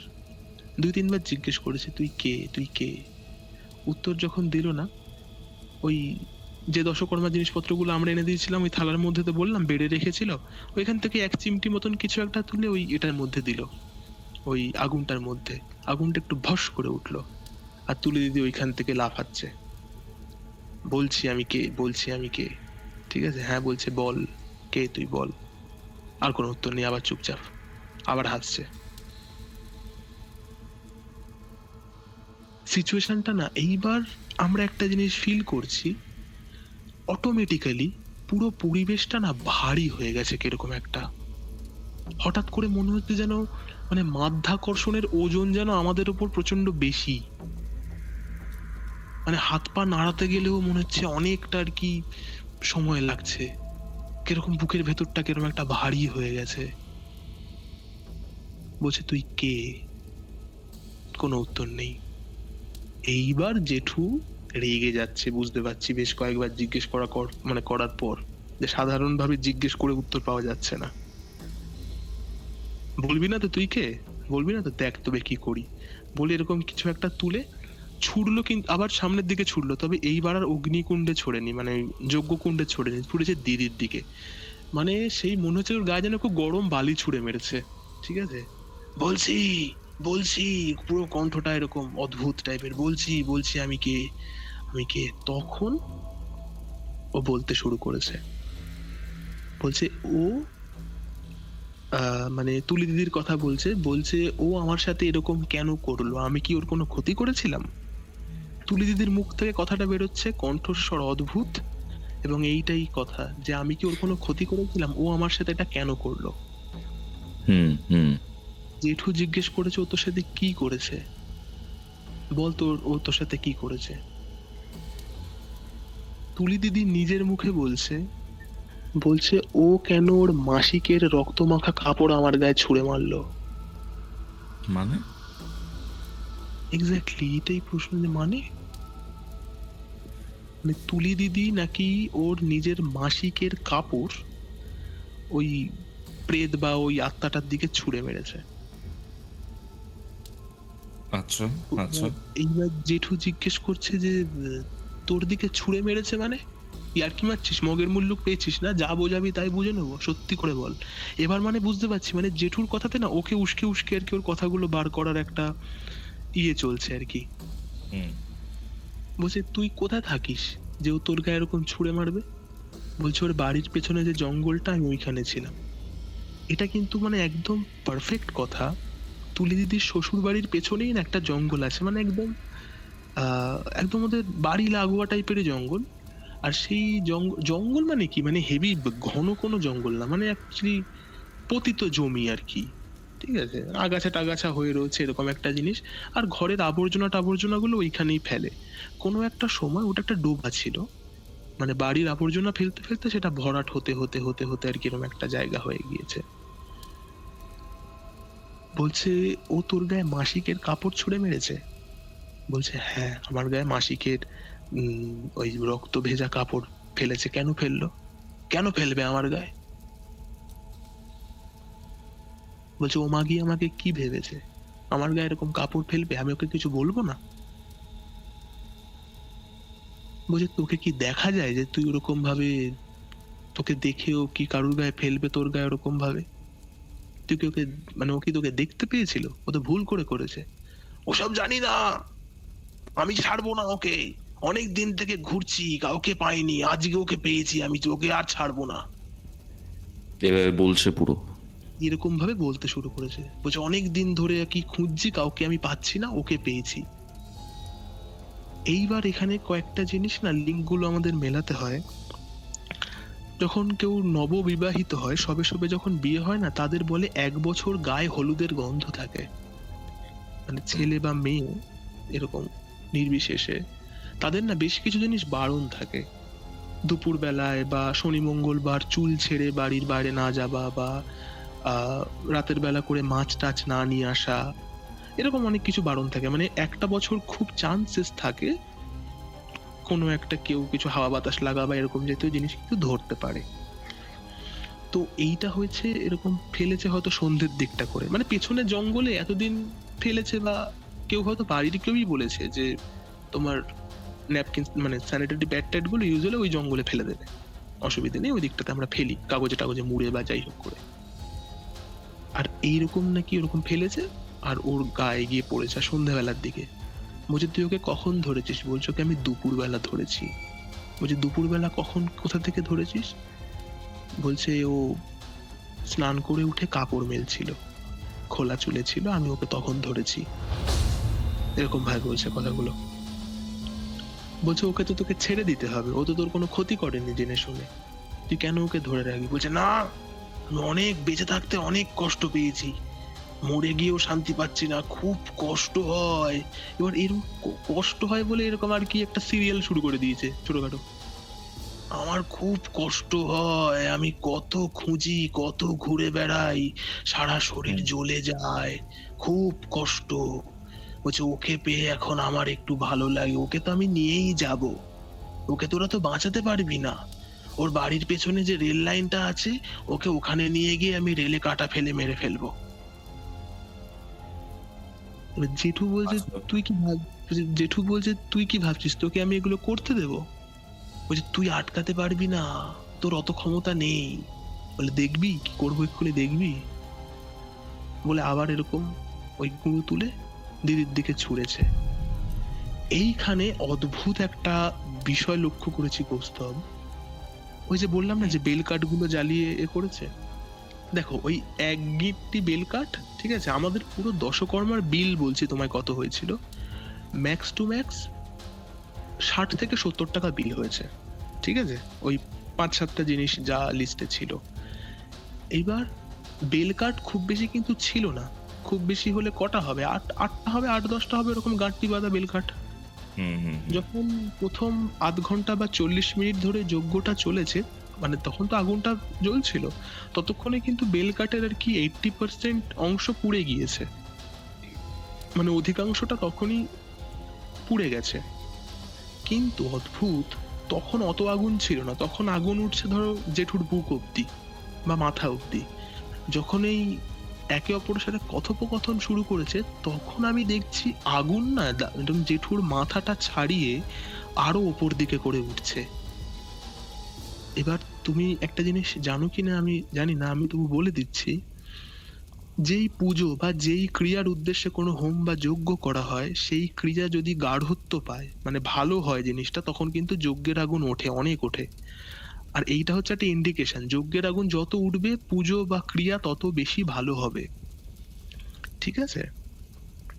তবে এইটা পয়েন্ট নয়, পয়েন্ট হচ্ছে কাঠগুলো না পুড়ে গেছে, আমরা দেখছি ছাইতে আগুন জ্বলছে, অত আগুন, আচ্ছা আচ্ছা। কাঠগুলো নেই। আর জেঠু কিন্তু ওই আগুনের মধ্যে আর কিছু বাইরে থেকে কিছু ছুটছেও না, ওই গুঁড়ো গুঁড়ো যেগুলোর কথা বলছি, হুম হুম হুম। ও এখন ছুটছে দিদিটার দিকে, কিন্তু আগুন দেখছি এরকম দাউ দাউ করে এরকম আর কি উঠছে এরকম এতে। বলছে তুই যে ওকে বলছিস রেল লাইনে গিয়ে মেরে দিবি, তুই কে? তুই কোথা থেকে এলি, তুই বা হঠাৎ করে ওর বাড়ির পেছনে জঙ্গলে এরকম থাকছিস কেন? ওপর আবার তুই বলছিস যে তোর বেঁচে থাকতেও খুব কষ্ট ছিল, মানে কি তোর ব্যাপারটা কি, মানে ওর বিষয়ে জানতে চাইছে। তখনও বলতে শুরু করেছে, হুম। ওরকম কণ্ঠেই বলছে। বলছে আমার বিয়ে হয়েছিল একটা লোকের সাথে, কিন্তু আমার এই বিয়েতে মত ছিল না, আমি আচ্ছা। অন্য একজনের সাথে সম্পর্কে ছিলাম, মানে ওর একটা প্রেমিক ছিল আর কি, কিন্তু হুম। আমাকে বাড়ি থেকে আমার প্রেমিককে আর কি মেনে নেয়নি, তাই দেখাশুনো করে ওই লোকটার সাথে আমাকে বিয়ে দিয়ে দিয়েছে। কিন্তু বিয়ের পরেও আমার প্রেমিকের সাথে আমার সম্পর্ক ছিল, আমরা দেখা করতাম। ঠিক আছে, কিন্তু একদিন আমার বর জানতে পেরে যায় এই বিষয়টা আর কি, যে হুম। আমরা এরকম চুপি চুপি দেখা করছি বা কিছু। আমাদের মধ্যে খুব অশান্তি হয়, 2-3 বার অশান্তি হয়েছে। একদিন খুব বাড়াবাড়ি ধরনের অশান্তি হয়, আমার গায়ে সেদিনকে আমার বর হাত তুলেছিল। আমি হুম। বাড়ি থেকে বেরিয়ে এসেছিলাম, শ্বশুর বাড়ি থেকে বেরিয়ে আমি আমার বাপের বাড়িতে যাই, কিন্তু বাপের বাড়িতেও আমাকে ঠাঁই দেয়নি। বলছে আমার শাশুড়ি আমাকে মাগি, তারপরে গা ঢলানো মেয়ে ছেলে, এরকম ধরনের ভাবে কথাবার্তা বলেছে আর কি। তো সেগুলো আমি সইতে পারিনি, না পেরে আমি আমার বাপের বাড়িতে যাই, কিন্তু বাপের বাড়িতেও বিষয়টা জানাজানি হয়ে গেছিল। সেজন্য আমার বাপের বাড়িতেও আমাকে ঠাঁই দেয়নি, যে বলছে তুই বিয়ের আগে যা করেছিস করেছিস, তুই বিয়ের পরে কেন এগুলো আবার করতে থাকবি? তোর জন্য কি বারবার করে আমাদের মুখ পোড়াতে হবে? অলক্ষী হুম। মেয়ে, এইখানে তোর কোনো ইয়ে নেই, তোর এখন বিয়ে হয়ে গেছে, শ্বশুর বাড়িটাই তোর বাড়ি। পারলে যা গিয়ে জামাইয়ের সাথে কথাবার্তা বলে সব মিটমাট করে সব ঠিকঠাক করে নে, আর নিজেকে একটু শুধরা। আর কতদিন ধরে এরকম থাকবি? তোর এখন বিয়ে হয়ে গেছে। বলে বাপের বাড়িতেও আমাকে ঠাঁই দেয়নি। তারপর আমি আমার প্রেমিককে ডেকেছিলাম, যে দেখা করব, কথা বলবো। তো প্রেমিক আসে, আসার পরে আর কি প্রেমিককে বলে যে এরকম এরকম ব্যাপার, কিন্তু প্রেমিকও আমাকে ঠাঁই দেয়নি। কারণ ওর প্রেমিক ওর বাড়ির থেকে খুব বেশি দূরত্বে থাকতো না আর কি, কাছাকাছি, মানে লোকাল ছেলে আর কি। তো বলছে প্রেমিকও আমাকে এরকম বলেছে যে সবাই জানাজানি হয়ে গেছে, আর এখন তোমাকে নিয়ে আমি অন্য কোথাও পালিয়েও যেতে পারবো না, সেই জন্য আমি রেল লাইনে গিয়ে আত্মহত্যা করেছি, গলা দিয়েছিলাম রেলে। বলছে তারপর একটা থেকে আমার সাংঘাতিক ব্যাপার। প্রচন্ড সাংঘাতিক। আর আমি তো তোমাকে ধরো এরকম ভাবে বলছি, আমার নিজেরও একটু কেমন কেমন লাগছে, গায়ে কাঁটা দিচ্ছে, কিন্তু ওই কণ্ঠস্বরটা না কৌস্তব, আর কণ্ঠস্বরটা শুধু নয়, মানে ওরকম বললাম না চারিদিকে অন্ধকার, আগুন বলতে যজ্ঞকুণ্ডের আগুনটুকু, আর অপোজিট সাইডে দিদির ওরকম কণ্ঠস্বর, যেই কণ্ঠস্বর সমস্ত শব্দকে ছাপিয়ে যাচ্ছে। এইবার আরো বলছে, বলছে মরার, বলছে বেঁচে থাকতেও তো আমি সুখ পাইনি, মরার পর থেকেও আমার খুব কষ্ট, আমার শরীর, আমি কিছু ছুঁতে পারি না, এরকম ভাবে বলছে। বলছে আমি কিছু ছুঁতে পারি না, হুম। হুম। হুম। আমার বলছে আমি কতদিন জল খাইনি, আমার খুব তেষ্টা পায়, কতদিন কিছু খাইনি, আমার খুব খিদে পায়, আমাকে কেউ খেতে দেয় না। বলছে আমি এদিক ওদিক ঘুরে বেড়াই, যদি কেউ কিছু খেতে দেয়, কিন্তু আমি দিলেও তো খেতে পারি না কিছু, বলে আমি কিছু ছুঁতেই পারি না, এরকম ভাবে বলছে। আচ্ছা। বলছে এই মেয়েটার বাড়ির পেছনের ওইখানে ছিলাম, আর ও আমার গায়ে এরকম মাসিকের নোংরা রক্তমাখা কাপড় ছুঁড়ে মারলো। বলে ওকে আমি জানলা দিয়ে দেখেছি, মানে ও যখন জানলার কাছে এসে এরকম ফেলতে গেছে আর কি, বলছে ওকে আমি দেখেছি। তারপরে দেখলাম ওর গায়ে, মানে তারপরে বলছে, বলছে ও তো নতুন নতুন বিয়ে হয়েছে, আমি তো জানি, তখন আবার এরকম হেসে হেসে বলছে, বলছে আমি তো জানি নতুন নতুন বিয়ে হয়েছে, চুল ছেড়ে ঘুরছিল মাগি, একদম পেছন থেকে এসে ধরেছি। এইবার জেঠু বলছে, বলছে তোকে তোকে ওকে ছেড়ে দিতে হবে। বলছে না আমি ছাড়বো না, তখন আবার উগ্র হয়ে গিয়েছে, না আমি ছাড়বো না, দেখি কে কি করতে পারে, যে আসবে তার একদম বাপের নাম ভুলিয়ে দেবো, মানে আবার গালাগালি দিচ্ছে টিচ্ছে এরকম জিনিসপত্রগুলো। বলছে না তোকে ছেড়ে দিতে হবে, ও তোর কোনো দোষ করেনি, একটা ভালো মেয়ে, দেখ তুই তো বেঁচে থাকতে এসব উল্টো পাল্টা কাজগুলো করেছিস, কিন্তু ও তো করেনি, তুই কেন ওকে কষ্ট দিচ্ছিস? ওর সবে সবে বিয়ে হয়েছে, ভাব তোর শ্বশুর বাড়ি থেকে কিরকম কি ভাবছে, এরকম ভাবে আর কি ওকে ইয়ে করছে, কনভিন্স করার চেষ্টা করছে। এরকম বেশ খানিকক্ষণ চলছে, ঠিক আছে, এই ব্যাপারটা ধরো, মানে আমি শর্টে বলছি, প্রায় 1 ঘন্টা এরকম আর কি ওদের দুজনের মধ্যে এরকম কনভারসেশন চলছে, ঠিক আছে, করতে করতে ওরকম মাঝে মাঝে ঝাঁকি দিয়ে উঠছে। তারপরে একটা সময় আর কি বলে যে আমি তো ওকে ছাড়বো না, তোরা যা পারিস করে নে। তখন জেঠু বলে ছাড়বি না, এবার দেখ তাহলে কি করি। জেঠু তখন উঠে গেছে আর কি, ওই এবার উঠে গেছে, যে কি নিয়ে উঠলো, ওই যজ্ঞকুণ্ডর পাশে যে সরা দুটো ছিল, একটাতে তেল আর একটাতে জল, ওই দুটো নিয়ে উঠেছে। হুম, উঠে হুম। সামনে গিয়ে এরকম ঠিক গণ্ডিটার বাইরেই বসেছে, মানে যজ্ঞকুণ্ড থেকে পেরিয়ে গিয়ে গণ্ডিটার বাইরে গিয়ে বসেছে। বসে একবার একটুখানি এরকম হাতে জল নিয়েছে আর একটুখানি তেল ওরকম নিয়ে তুলিদির দিকে ছুটছে ওর গায়ের মধ্যে। আর তুলিদি আর কি মানে সে কাটা ছাগলের মতন লাফাচ্ছে আর চেঁচাচ্ছে, ছেড়ে দাও, মরে গেলাম, মরে গেলাম, আমাকে যে এরকম কষ্ট দিও না, আমি বেঁচে থাকতেও সুখ পাইনি, আমাকে মরে গিয়ে একটু আনন্দ দাও, একটু সুখ দাও, এরকম করছে। এবার জেঠু বলছে দেখ তুই এত সহজে কিন্তু মুক্তি পাবি না। একেই তুই প্রচন্ড বেঁচে থাকতে প্রচন্ড পাপ করেছিস, নিজের স্বামীকে ঠকিয়েছিস, তার উপর তুই যে মরেছিস সেটা হচ্ছে অপবিত্র মৃত্যু, মানে অপবিত্র ভাবে তুই মারা গেছিস, তোর তো এত সহজে মুক্তি নেই। কিন্তু তুই যদি এই মেয়েটাকে ধরে রেখে কষ্ট দিস, তোর মুক্তি কিন্তু আরো পিছিয়ে যাবে, মানে তুই পাপের পর পাপ করে যাচ্ছিস, এতে কিন্তু তুই শান্তি পাবি না। তুই ওকে ছেড়ে দে, তারপরে দেখবি আস্তে আস্তে তোর একটা সময় পাপ ধুয়ে গেলে তুই আবার নতুন জন্ম পাবি। কিন্তু মানুষ হয়ে তো জন্মাতে পারবি না, বলছে তুই পশু জনিতে যাবি, পশু জনি থেকে আস্তে আস্তে তোর জনিটা ঠিক হতে হতে তারপরে তুই একসময় মানুষ জন্ম পাবি। কিন্তু তো পাপ করিস না, তাহলে কোনো রাস্তাই নেই। এরকম বেশ খানিকক্ষণ বলার পর ও বলছে ঠিক আছে আমি ছেড়ে দেবো। বলছে শুধু ছেড়ে দিলে হবে না, তোকে কিন্তু এইখান থেকে এই তল্লাট ছেড়ে তোকে চলে যেতে হবে। বলছে আমি কোথায় যাবো? বলছে কোথায় যাবি না যাবি সেটা তো আমার জানার দরকার নেই, যা কোনো শ্মশানে চলে যা, কোনো কবরস্থানে চলে যা, কিন্তু এর বাড়ির আশেপাশে তুই থাকবি না। তখন বলছে মানে বেশ কয়েকবার আর কি চেঁচামেচি করার পর বলছে আমি তো এখন ওকে ছেড়ে দিচ্ছি, কিন্তু আমি কিন্তু আবার আসবো, কতদিন আমাকে ঠেকিয়ে রাখবি তোরা? তখন জেঠু বলছে সে ঠিক আছে তুই যা না, বাকিটা আমি দেখছি কি করা যায় না করা যায়। বলছে তোরা কিচ্ছু করতে পারবি না, আমি আবার আসবো, এরকম করে বলছে। তারপরে জেঠু বললো ঠিক আছে তুই যা, আমি কিন্তু আর বারবার করে বলবো না তোকে, তুই অনেক কষ্ট দিয়ে ফেলেছিস মেয়েটাকে, এবার তুই চলে যা। যে ঠিক আছে যাচ্ছি, হ্যাঁ, এরকম একটা মানে প্রচন্ড ঘেন্না নিয়ে আর কি এরকম একটা শব্দ করলো। আর ঠিক এটা হওয়ার 2 সেকেন্ডের মাথায় তুলে দিতে না এরকম ধপ করে ঝুলে গেল। ঝুলে গেল কেন বলছি, ওর হাত দুটো পেছনে বাঁধা, ওনা পুরোপুরি মাটিতে পড়তে পারেনি, ওর দেহটা এরকম ঝুলছে হঠাৎ করে, ঠিক দেখবে ফাঁসি দেওয়ার পর দেহটা যেরকম ঝুলে থাকে না অসার, ওর ভাবে তুলি দিয়ে এরকম ঝুলছে, পেছনের হাত দুটো বাঁধা বাঁশের মধ্যে। তখন ওই জেঠু এরকম ওই সরাটরা গুলো সাইডে রেখে ওই গন্ডিটার ভেতর না ফাট করে কিন্তু জেঠু ঢুকলো না, কি একটা বিড়বিড় করে গন্ডিটার একটা পাশ মুছলো এরকম হাত দিয়ে, হাত দিয়ে মোছার পরে তারপরে ভেতরে ঢুকলো।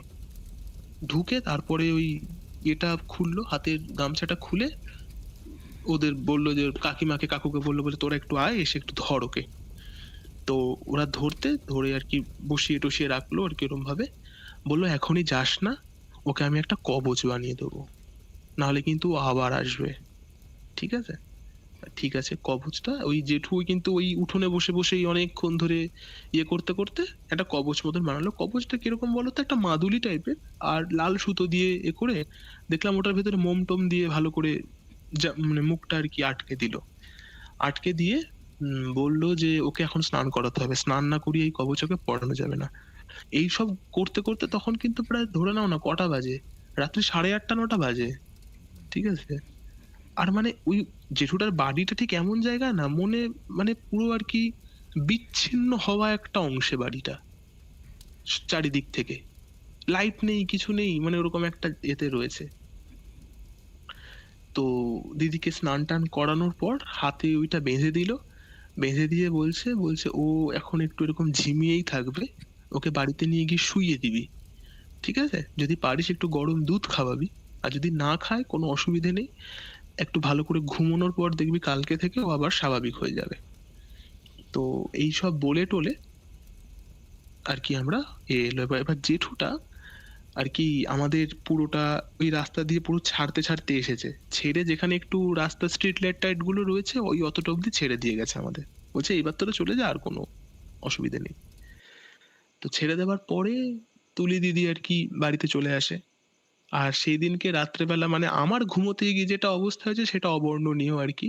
আমি সেদিনকে সারা রাত সানডে সাসপেন্স শুনে কাটিয়েছি। যাই হোক, মানে মজার গল্প শুনে কাটিয়েছি সানডে সাসপেন্সের। বঙ্কুবাবুর বন্ধু আমার এখনো মনে আছে। যাই হোক, তো এর পরদিন সকালে কিন্তু মানে দুপুরের দিকে কিন্তু আমি আমার বন্ধুর বাড়িতে আবার যাই। গিয়ে হুম। আমি দেখছি তুলি দিদি ভাত খাচ্ছে বসে বসে। ঠিক আছে? মানে যেই ভাতের থালাকে আগের দিন ওরকম ছুঁড়ে ফেলে দিয়েছিল, সেই ভাতের থালা মানে সে দিব্যি ভাত খাচ্ছে আমি দেখছি। কিন্তু গা একদম রোগা, ওর বাঁ হাতে ওই এটা বাঁধা রয়েছে, মাদুলি টাইপের ওই জিনিসটা বাঁধা রয়েছে।